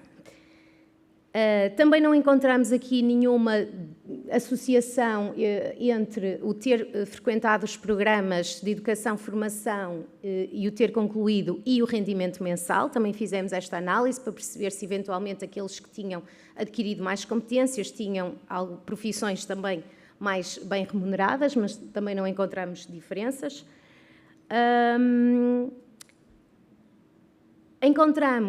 Também não encontramos diferenças entre a percepção que eles tinham da dificuldade ou da facilidade de encontrar emprego após a libertação, em função de eles terem ou não frequentado ou concluído programas de intervenção. Nós estaríamos à espera, mas a verdade é que não houve diferenças significativas. Portanto, a percentagem de indivíduos que considerou muito difícil encontrar difícil e muito difícil, portanto são aquelas cores mais escuras, está mais ou menos metade dos indivíduos considerou que era difícil ou muito difícil encontrar emprego após a libertação, mas a verdade é que não haviam grandes diferenças não haviam mesmo diferenças significativas entre os que frequentaram ou que terminaram e os que não frequentaram e não terminaram. Ainda assim, e eu sei que isto tem muita informação, mas a verdade é que, independentemente de haver ou não aqui um impacto ou de haver diferenças entre os que participaram e os que não participaram, entre os que terminaram e os que não terminaram, a verdade é que a avaliação dos participantes é globalmente positiva. ou seja, de um modo geral, eles avaliam de forma positiva o facto de terem frequentado estes programas, nomeadamente em termos das competências que eles entendem ter adquirido. E, portanto, não foi necessariamente o aspecto de poder sair mais cedo da prisão, mas sim a aquisição e desenvolvimento de competências sociais e pessoais, por exemplo, ou a melhorar a capacidade de integração na comunidade, independentemente disto depois poder não se repercutir do ponto de vista prático na obtenção de um emprego, mas a avaliação é globalmente e foi globalmente positiva. Pronto, tentamos então perceber se não havia diferenças entre aqueles que frequentavam e entre os que frequentaram, os que terminaram e os que não terminaram e não frequentaram. Então, o que é que podia ser aqui um preditor da maior facilidade ou da empregabilidade no pós-reclusão? E, de facto, o aspecto que saiu e que foi mais salientado foi o facto de eles já estarem profissionalmente inseridos antes da reclusão. Ou seja, indivíduos que já tinham emprego e que trabalhavam antes de terem entrado na prisão, eram aqueles que também tinham maior facilidade depois de encontrar uma ocupação laboral. Também encontramos aqui a idade, portanto, idade mais jovem, indivíduos mais jovens, mas isto era algo que também estaríamos à espera de encontrar, não é? Portanto, indivíduos mais jovens tinham também mais facilidade de encontrar aqui uma ocupação. E o tempo, ainda que aqui com menor impacto, o tempo em liberdade também foi um aspecto que nós encontramos, que também estaríamos à espera de encontrar, naturalmente, se está mais tempo, temos mais oportunidade de procurar emprego e de encontrar emprego. Eu vou terminar muito rapidamente e, portanto, embora os indivíduos em liberdade condicional tenham então avaliado de forma positiva a sua participação e as competências que adquiriram aqui com a frequência destes programas, sobretudo no que respeita à melhoria das suas competências e dos seus conhecimentos e das suas capacidades até do ponto de vista laboral e da integração na sociedade, nós não encontramos aqui diferenças entre uns e outros, ainda que ser jovem e o ter emprego antes tivessem sido identificados como fatores importantes. Uma das possíveis explicações para estes resultados, não é? E algo que estes resultados nos levaram a refletir foi sobre a possibilidade ou aqui a eventualidade de, se calhar, os programas que são oferecidos ou o tipo de formação que é oferecida poder não estar completamente alinhada com aquilo que é a oferta profissional no pós-libertação, ou seja, na comunidade, e, portanto, alinhar-se aqui uma maior tentativa de se oferecer cursos e formação que seja compatível com aquilo que é o mercado de trabalho no momento atual. E era isto que eu tinha. Ainda tinha aqui mais algumas coisas, mas eu vou ficar por aqui. Obrigada, doutora. Agradeço, muito obrigada. Pelo seu testemunho, eu gostaria de pedir aqui à doutora Cecília um espacinho de alguns minutos, porque temos aqui a presença da doutora Luísa Salgueiro, desde já agradeço. Por questões de agenda não poderá estar mais à frente. Também gostava de agradecer a presença da doutora Palmira Macedo, o facto de estar aqui connosco, e íamos dar a palavra à doutora Luísa Salgueiro. Muito obrigado. Muito boa tarde a todas e a todos. Um agradecimento especial por esta agilização da agenda, ao painel, sobretudo, que foi aqui prejudicado na organização, para eu poder, com muito gosto, dirigir-vos algumas palavras de encerramento e conciliar com um compromisso que tinha pontualmente à uma, e, portanto, assim consigo dirigir-vos estas palavras, que me agrada muito poder ter esta oportunidade de estar aqui. Quero cumprimentar, e perdoem-me que a minha voz também não está nas melhores condições, cumprimentar em primeiro lugar a Sra. Presidente da Assembleia Municipal, a doutora Palmeira, que se junta a nós nesta sessão de um tema que eu sei que lhe diz muito e que trabalha também há muitos anos e, portanto, para além do papel institucional do Presidente da Assembleia, tem uma relação forte com este tema. Cumprimentar o professor José Alberto Pinto, responsável da Associação Portuguesa de Educação nas Prisões, o nosso professor José Ramos, diretor da Zarco, e também com um papel muito ativo em todas estas políticas, a doutora Margarida Meira, da ESAGO, as restantes diretoras aqui das nossas escolas, aqui do agrupamento de escolas de Matosinhos também, ao nosso moderador, todas as pessoas que aqui estão connosco nestes dias, que penso que foram fantásticos, já vieram cá cá outros colegas meus também participar. Ontem à noite tive a ocasião de assistir a um momento também interessante da programação e que vos permitiu também vir aqui até à antiga fábrica de conservas Vasco da Gama e conhecerem um espaço aqui no centro da cidade que tem características ideais para este tipo de encontros e que permite revisitar um pouco a história das nossas tradições. Hoje, ao chegar aqui, cheirava muito a peixe fresco, que é a sardinha ali da fábrica das conservas Pinhais. Lá embaixo tem uma exposição sobre o desmantelamento dos tanques da refinaria da Galp. Portanto, este mix aqui que o Conselho de Matosinhos apresenta e que foi possível também conhecerem melhor nestes dias. Mas, claramente, para nós é uma grande satisfação poder acolher este Congresso Internacional da Associação Portuguesa de Educação nas Prisões, que hoje encerra os seus trabalhos sobre este tema de educar para a liberdade. E queria, naturalmente, saudar a Associação pela iniciativa, pelo trabalho consistente que tem vindo a desenvolver nesta área e agradecer a confiança que depositaram em nós, em Matosinhos, para acolher este Congresso, já que desde o primeiro momento o município se associou, não só formalmente, mas também convictamente a esta organização, em parceria convosco, a Associação, também com a Zarco e com as instituições de reconhecido mérito e com profundo envolvimento na educação em contexto prisional. Matosinhos também tem um cenário especial, tem 3 estabelecimentos prisionais com uma presença muito grande, temos uma relação de trabalho aberto, de relação de organização de eventos culturais dentro das próprias prisões, uma relação muito próxima e especial com o estabelecimento feminino de Santa Cruz do Bispo. Portanto, este para nós é um tema de trabalho permanente e não apenas destas ocasiões pontuais, e as nossas escolas, aqui a oferta formativa, também nos mobiliza durante todo o ano. Para nós, este evento é um motivo, por um lado, de orgulho, mas também de responsabilidade. Orgulho pela relevância dos temas que aqui são debatidos, pela qualidade dos especialistas nacionais e internacionais que nele participam, como a oradora que acabou de intervir, que foi prejudicada no seu tempo, mas também responsabilidade porque a educação em meio prisional nos interpela enquanto sociedade e enquanto poder local comprometido com a dignidade humana, a inclusão e a coesão social. Para o município de Matosinhos, a educação da população reclusa é uma aposta profundamente humanista. Acreditamos que investir na formação e no desenvolvimento pessoal em contexto prisional é investir numa sociedade mais justa e mais segura. A verdadeira reinserção constrói-se criando oportunidades reais de aprendizagem, de qualificação e de reconstrução de percursos de vida, preparando o regresso à comunidade e reduzindo a probabilidade de reincidência. Quando falamos de educação em contexto prisional, falamos de resultados concretos para a sociedade. Os dados internacionais são claros e consistentes. Pessoas reclusas que frequentam programas educativos têm significativamente menos probabilidade de reincidir após a sua libertação. A educação surge, assim, como um dos fatores isolados com maior impacto positivo na reinserção, superando abordagens exclusivamente punitivas. Por isso, importa afirmá-lo com clareza. A educação em meio prisional não é um custo.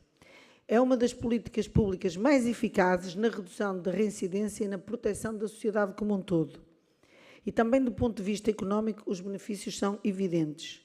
O custo de manter uma pessoa no sistema prisional é amplamente superior ao investimento necessário em educação e formação. Cada reincidência evitada significa menos encargos para o sistema prisional, para os tribunais, para as forças de segurança e para os serviços sociais. A educação atua ainda sobre um dos principais fatores da exclusão após a libertação, que é a falta de qualificações. A maioria da população reclusa apresenta baixos níveis de escolaridade e percursos educativos interrompidos. Os programas educativos permitem desenvolver competências básicas, obter qualificações certificadas e aumentar a probabilidade de acesso ao emprego. E sabemos que a estabilidade laboral é um dos fatores decisivos para não regressar ao sistema prisional. Esta é igualmente uma questão de direitos humanos e de compromisso internacional. O direito à educação não se perde com a privação de liberdade. O Conselho da Europa, a Unesco e a União Europeia reconhecem a educação prisional como um instrumento de dignidade humana, condição para a cidadania ativa e consideram uma obrigação dos Estados democráticos. Educar em contexto prisional é cumprir compromissos internacionais e reforçar a democracia. E é por tudo isto que a educação em contexto prisional deve ser encarada como uma política pública estratégica, mais justa, mais eficaz e mais segura para toda a sociedade.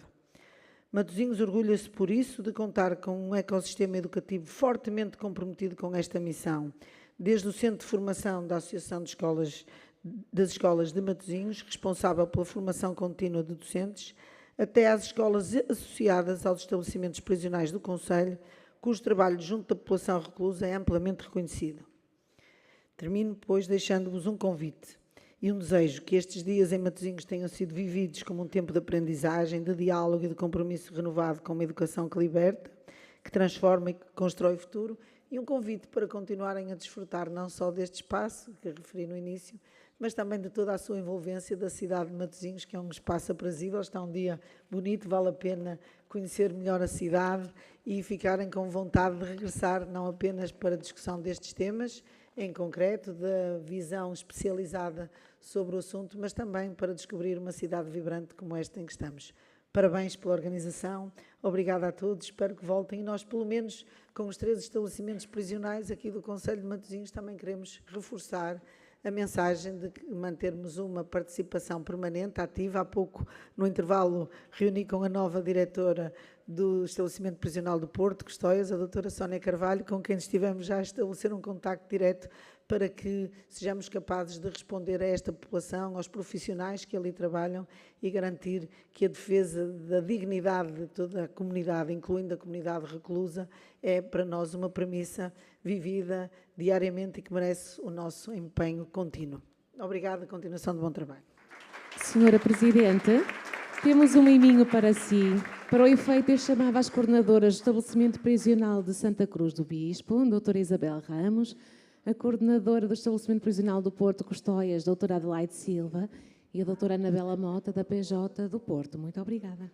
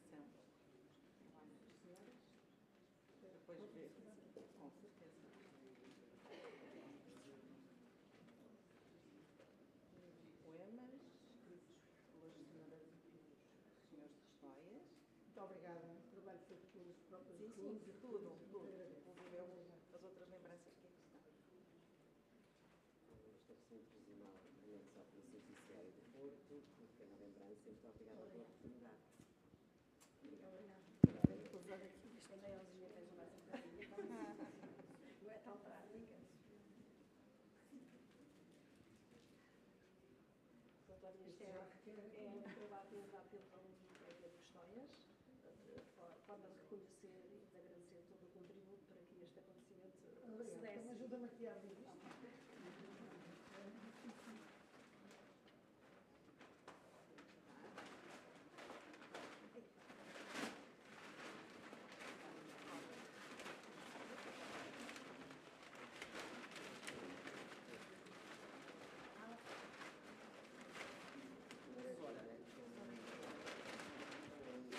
Só dar um pequeno esclarecimento. Este quadro foi inspirado no quadro das mandalas que se encontra logo após subirem as escadas na Conserveira.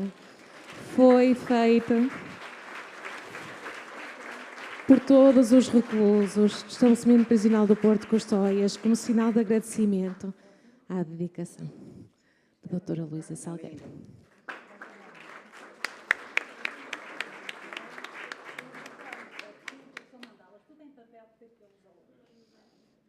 Temos no exterior uma bem maior que esta, exposta no exterior. Muito obrigada a todos. Continuação do Muito obrigada. A agilização dos tempos.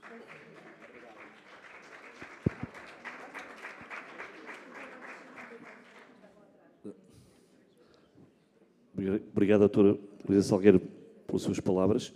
Íamos continuar com o painel, íamos dar a palavra à doutora Cíntia Santos, com o tema Educação Profissional em Espaços Profissionais, contributos para a reintegração social e cidadania no Brasil e em Portugal.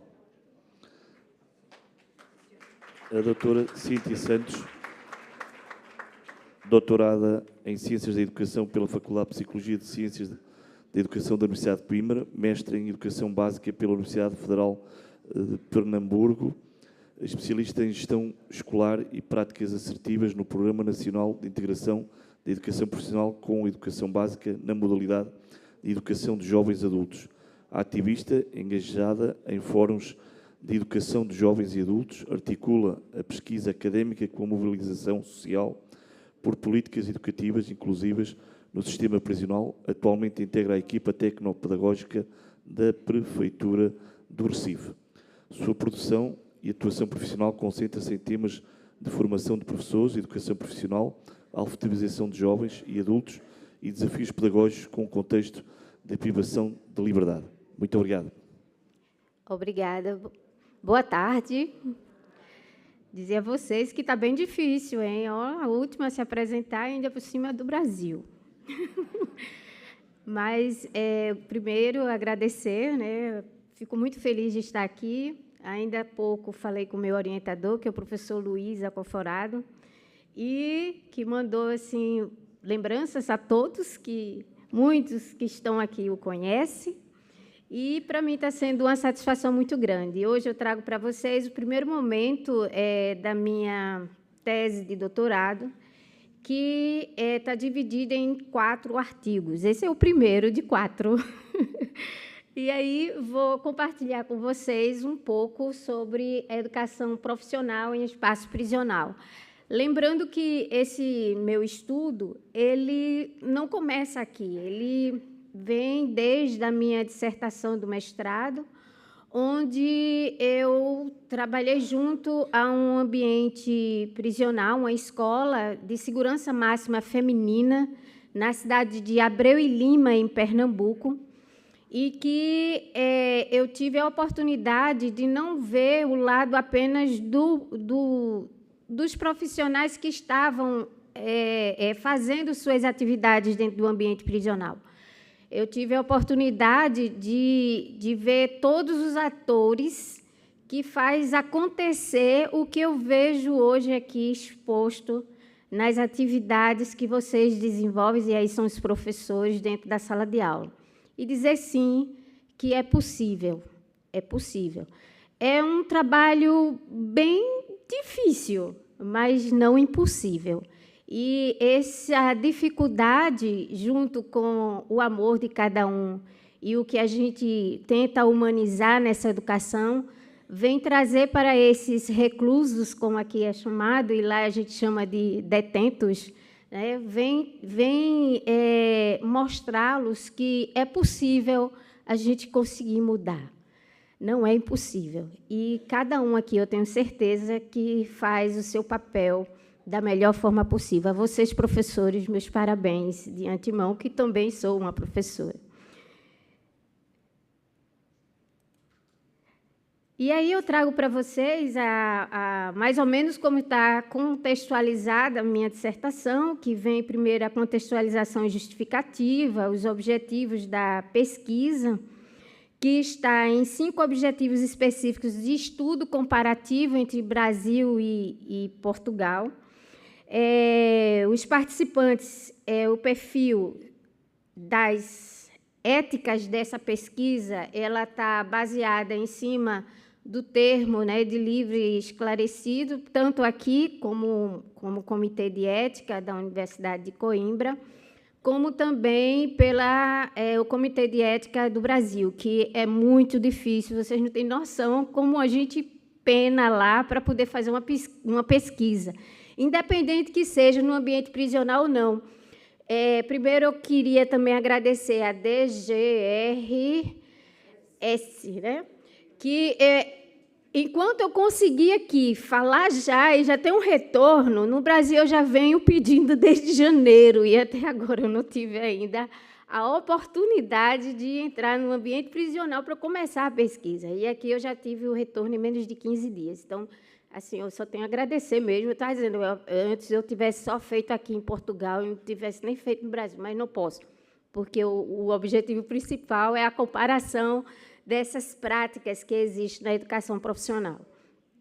E aí a fundamentação teórica, a metodologia, que é um estudo de caso duplo, com técnicas de recolha e análise de dados. O cronograma ele está em fase de desenvolvimento da pesquisa e eu pretendo desenvolvê-lo em 18 meses. Não sei se eu vou conseguir, né? Mas a gente fica na expectativa. O cenário da educação em prisões. Então, no Brasil, a 4ª posição mundial em encarceramento, com a população prisional majoritariamente jovem, desempregada e com baixa escolaridade. Então, não é muito diferente do que temos aqui. 66% da população feminina não acessou o ensino médio, refletindo desigualdades estruturais. E aí a gente tem a Lei 7.210, né, de 84, e a PENAMP, que garante o direito à educação como instrumento de ressocialização. Em Portugal, 3.500 reclusos, 35% da população prisional, crescimento contínuo desde 2021. E aí vem os 44 estabelecimentos prisionais e a recomendação que está estabelecida do Conselho da Europa desde 1989. Lembrando que nós temos alguns protocolos, que eu chamo de protocolos, mas a questão da Unesco, a ONU e o Conselho da Europa, que vê a educação em prisões, ela é reconhecida internacionalmente como um direito humano inalienável, essencial para a reintegração social e prevenção da reincidência. Então, nesses dias, eu ouvi muito dizendo assim, não tem dados, não existem dados. E o que a gente faz? A gente não faz dados, não, do que está lá no ambiente prisional, né? É bem estranho ouvir isso, né?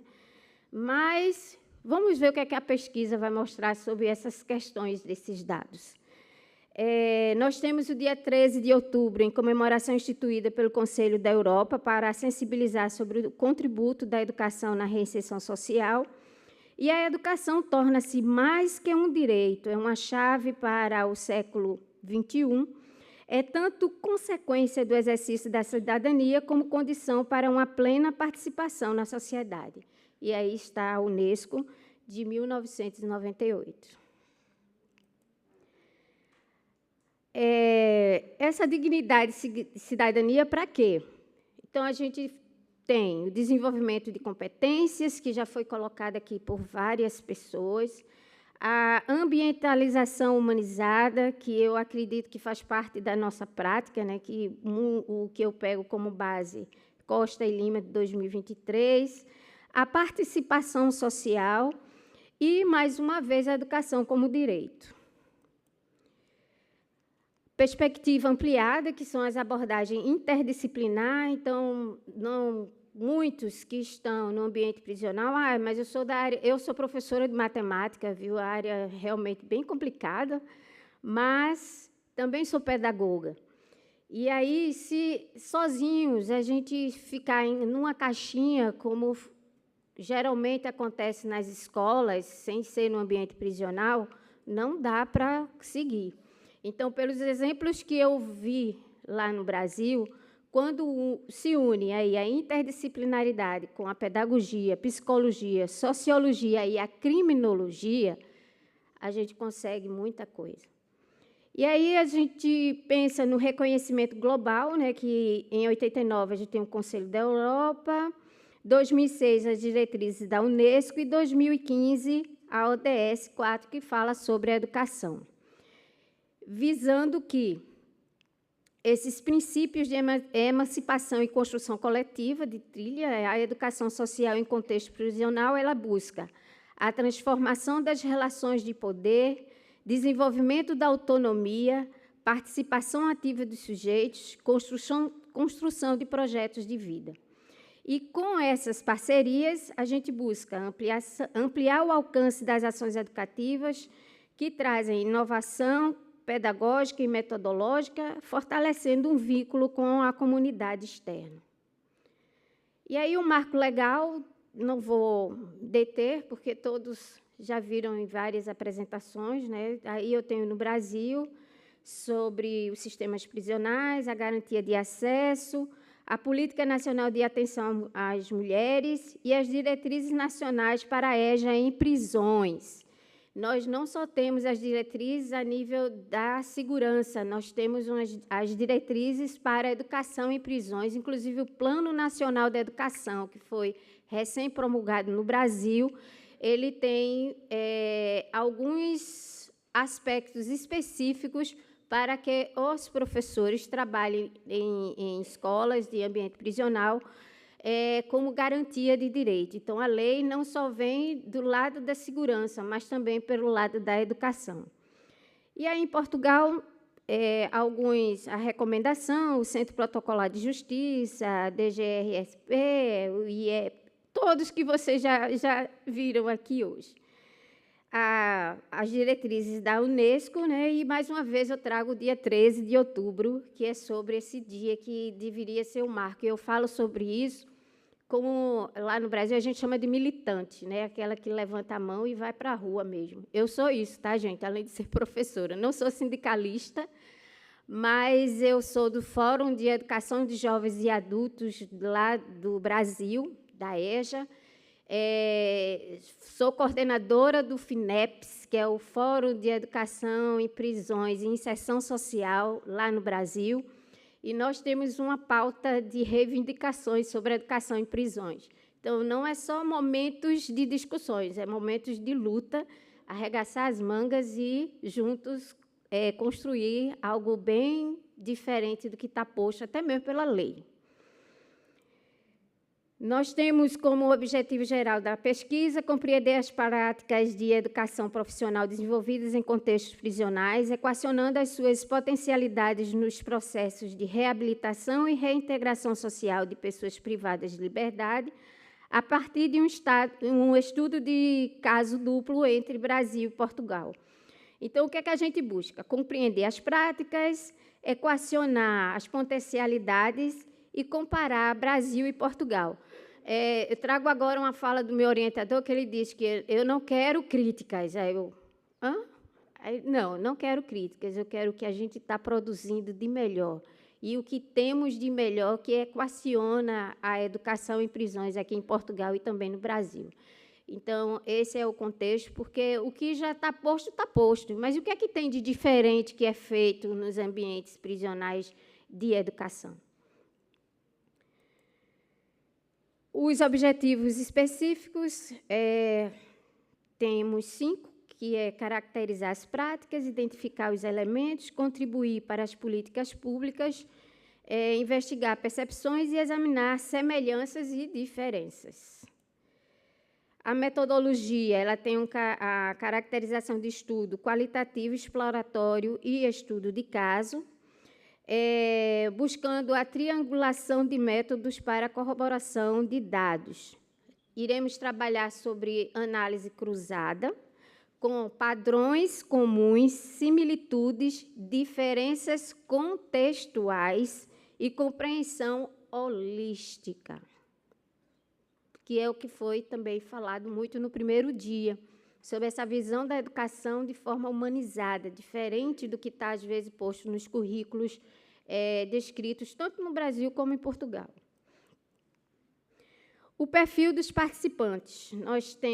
Nós pensamos em 6 estudantes internos em formação, 4 educadores, 2 parceiros e 2 gestores, coordenadores das unidades prisionais.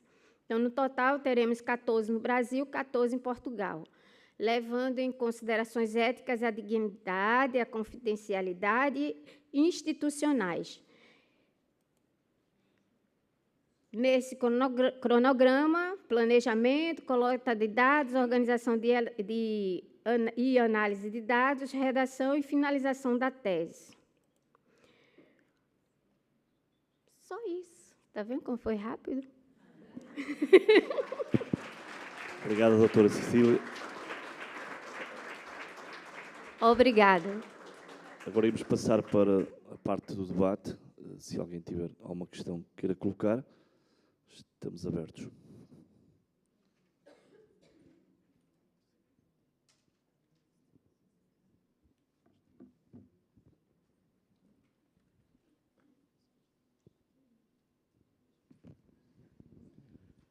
Mais uma vez...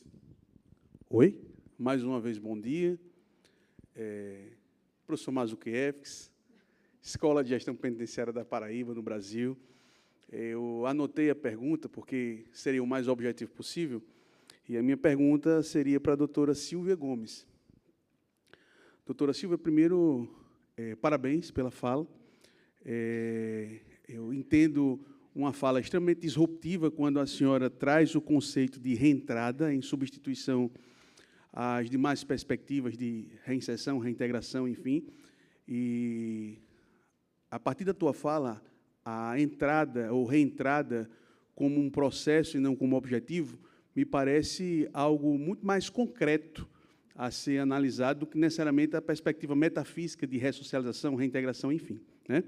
E daí a senhora fala na necessidade de políticas públicas fora do cárcere, uma vez que as políticas públicas no interior do cárcere têm um conjunto de limitações, obviamente, e certamente tem uma potencialidade imediata somente de diminuir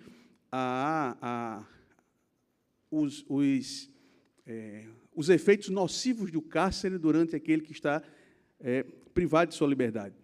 Mas a minha pergunta é no seguinte sentido: seria o caso de inserirmos nos currículos escolares de ensino primário, ensino secundário, conteúdos voltados, por exemplo, à compreensão sobre criminologia, sobre justiça restaurativa, sobre conteúdos que nos ensinam a compreender melhor o que é violência, o que é crime, um paradigma diferenciado de justiça, que não a justiça retributiva, desde os primeiros anos do ensino regular, e isso talvez não seria uma iniciativa importante para que nós pensássemos, aí sim, a partir de uma proposta de reentrada que suponha portas abertas, uma vez que toda reentrada pressupõe uma abertura, seja de portas, janelas, enfim, e se não há essa abertura, obviamente, a reentrada forçada é uma reentrada criminosa. Enfim, seria essa a colocação. Obrigado.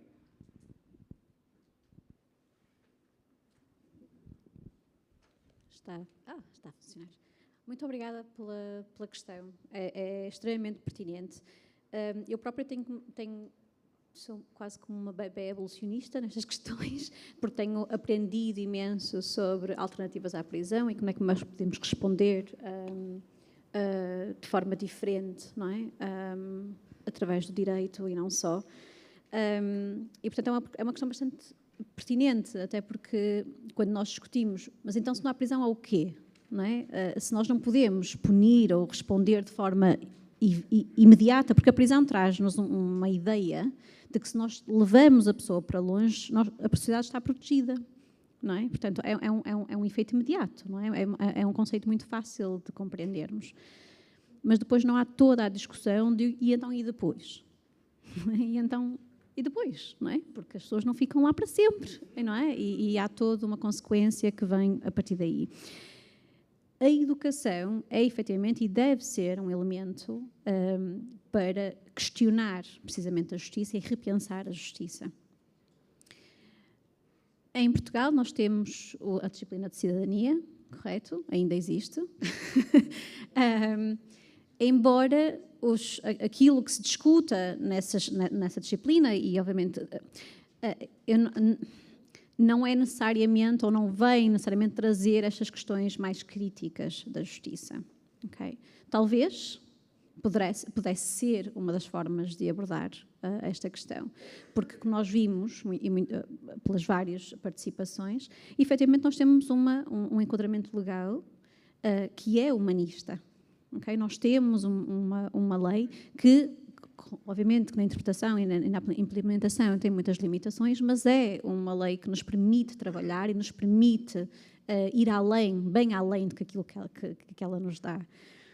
Mas existem entraves na aplicação que vão também além daquilo que é a administração da justiça.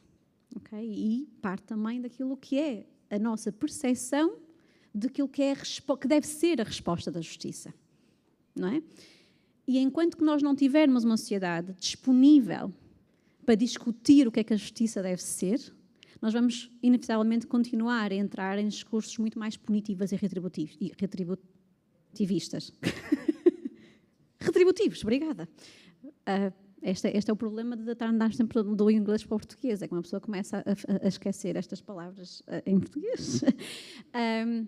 Em continuamos, e no contexto atual ainda mais, em que estamos a entrar em discursos muito mais extremados, e em que até se discute voltar a ter respostas que nós pensávamos que já nem sequer seriam uma discussão, não é? Que já alcançamos do ponto de vista político e não só um entendimento daquilo que deveria ser a justiça, que já está bem para lá destes parâmetros, mas pelos vistos estão a voltar a ser postos em cima da mesa.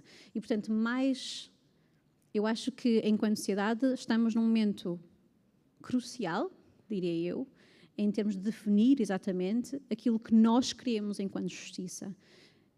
Sempre com este cuidado, nós não queremos, obviamente, que as pessoas comecem a pensar que podem alcançar a justiça pelas próprias mãos, obviamente, mas devemos reforçar aquilo que são os nossos objetivos, não é? Aquilo que nós queremos ver no nosso sistema de justiça. E a educação é, sem dúvida alguma, um dos elementos, uma das formas de alcançar isso.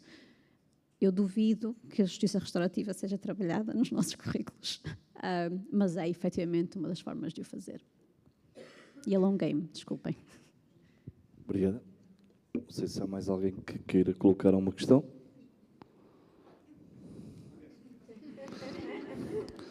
Sobre este tema que estava a falar sobre a educação tem que dar tantas respostas que não é fácil. Ficará sempre a segundo plano esta questão, que cada vez mais, se calhar, a sociedade exige. Bom dia a todos. Ana Maria Marques. Tá. Bom dia a todos. Eu, Ana Maria Marques, estabelecimento prisional de Guimarães. Em primeiro lugar, professora, em primeiro lugar, agradecer a toda a gente. Este painel foi ótimo. É a primeira vez que eu venho a uma coisa destas e eu tenho aqui um livro para escrever. Mas a pergunta que eu vou fazer não é pergunta, é à Conceição. Eu gostei muito de quando disse reinserir ou inserir. Eu achei isto o máximo. Quer dizer, achei o máximo porque fez-me pensar. Muitas coisas me fizeram aqui pensar. Mas, de falar, o reinserir ou inserir é, de facto, uma questão. Será que essas pessoas estiveram alguma vez inseridas? E daí o problema depois de quando saem, porque eles muitas vezes estão no estabelecimento prisional, estão protegidos de uma forma geral, e depois são enviados para a sociedade, entre aspas, e falha-lhe ali o apoio. Nós já sentimos isso lá em cima e em todo lado, não é? E, de facto, foi isso que me fez pensar. Também me fez pensar o seguinte, esta conversa que nós estamos aqui a fazer é todos sobre educação, a importância da educação das prisões.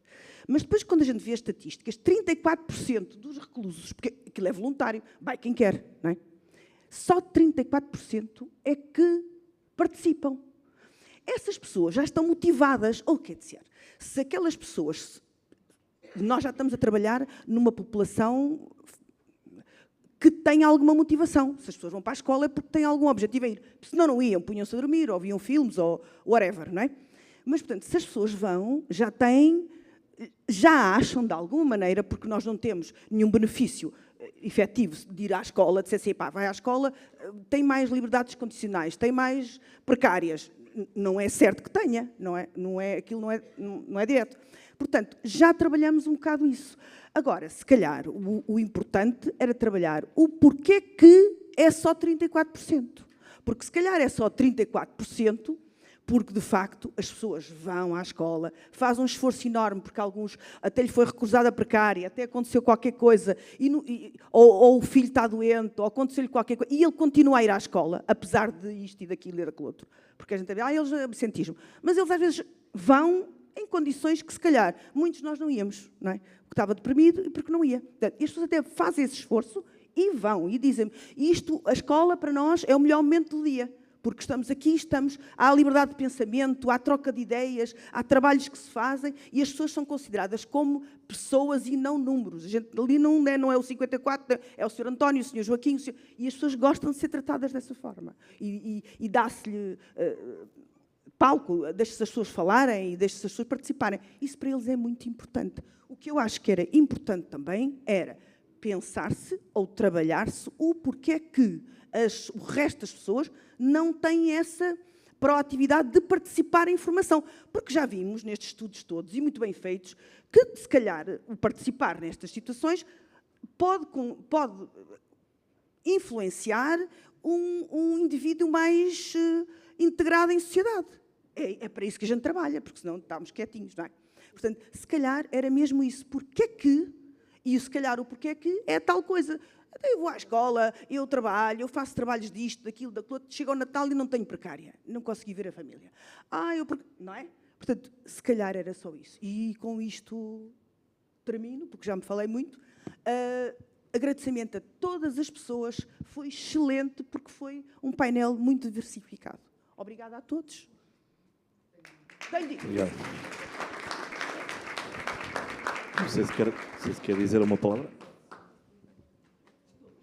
Muito obrigada. Eu também alinho perfeitamente com o que disse. Também estou muito contente com tudo o que eu vi. Tive muita pena de só vir hoje, como já referi. Aprende sempre muito. E para dizer o seguinte, quanto ao inserir e ao reinserir, de resto a minha colega Sílvia também referiu muito este assunto.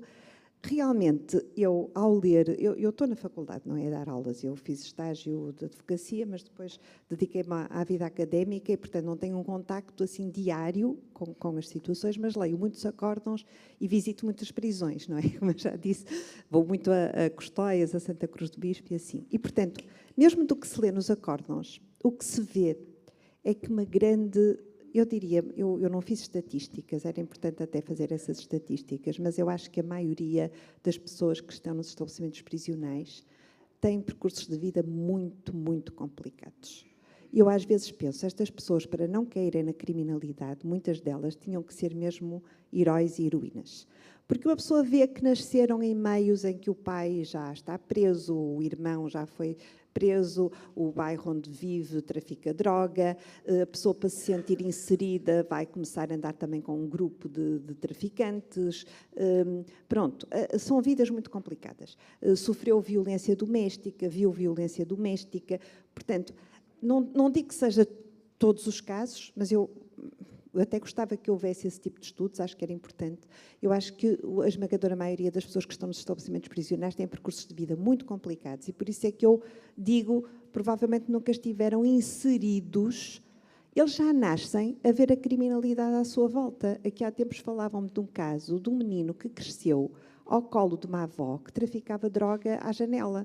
E, portanto, era o leitinho para o bebê e a droga para os que vinham buscar a droga. Portanto, como é que estas pessoas, crescendo nestes ambientes, conseguem fugir da criminalidade? São, no fundo, as referências que têm. Para se sentirem inseridos, e tudo são as referências que têm. Portanto, às vezes é mesmo inserir. Agora, também é verdade que há outro tipo de criminalidade, não é? Há o crime de colarinho branco, há pessoas que estão... E aqui, desculpem, mas eu não resisto a fazer uma nota sobre este aspecto, já que estamos a falar em inserir e reinserir e nas necessidades de ressocialização. Às vezes eu vejo decisões judiciais deste género. Este indivíduo que cometeu um crime sexual grave, vamos supor, abuso sexual de crianças, não tem assim tantas necessidades de ressocialização, porque tem uma família estável, tem um bom emprego, é reconhecido socialmente, E eu fico estupefacta. Como é que uma pessoa que tem, aparentemente, um contexto normal, tem mulheres, geralmente são mais do sexo masculino a cometer este tipo de crimes, embora também haja mulheres, mas a maior parte são de sexo feminino, essas estatísticas estão feitas, tem mulher, tem filhos, tem um bom emprego, é reconhecido socialmente e abusa sexualmente de crianças repetidamente. Então esta pessoa não tem elevadas necessidades de ressocialização. Eu acho que tem elevadíssimas necessidades de ressocialização. Portanto, quando eu me foco muito de escolhermos a pena mais adequada à ressocialização e o tempo de pena associado àquilo que seja necessário para a ressocialização, também temos que nos entender o que é que são as necessidades de prevenção especial e de ressocialização. Porque, no fundo, esta pessoa, eu acho que não é por estar inserida, aparentemente, porque não é uma boa inserção social, como é evidente, tem elevadas necessidades de ressocialização para mudar a sua perspectiva, para passar a respeitar os valores fundamentais da comunidade. Pronto, já me estou a alongar muito também. Muito obrigada. Obrigada. Não sei se mais alguém quer colocar alguma questão. Então, queria agradecer a todos os oradores por estarem aqui, agradecer também a oportunidade de ter estado aqui a moderar esta mesa e desejar uma boa tarde a todos. Obrigado.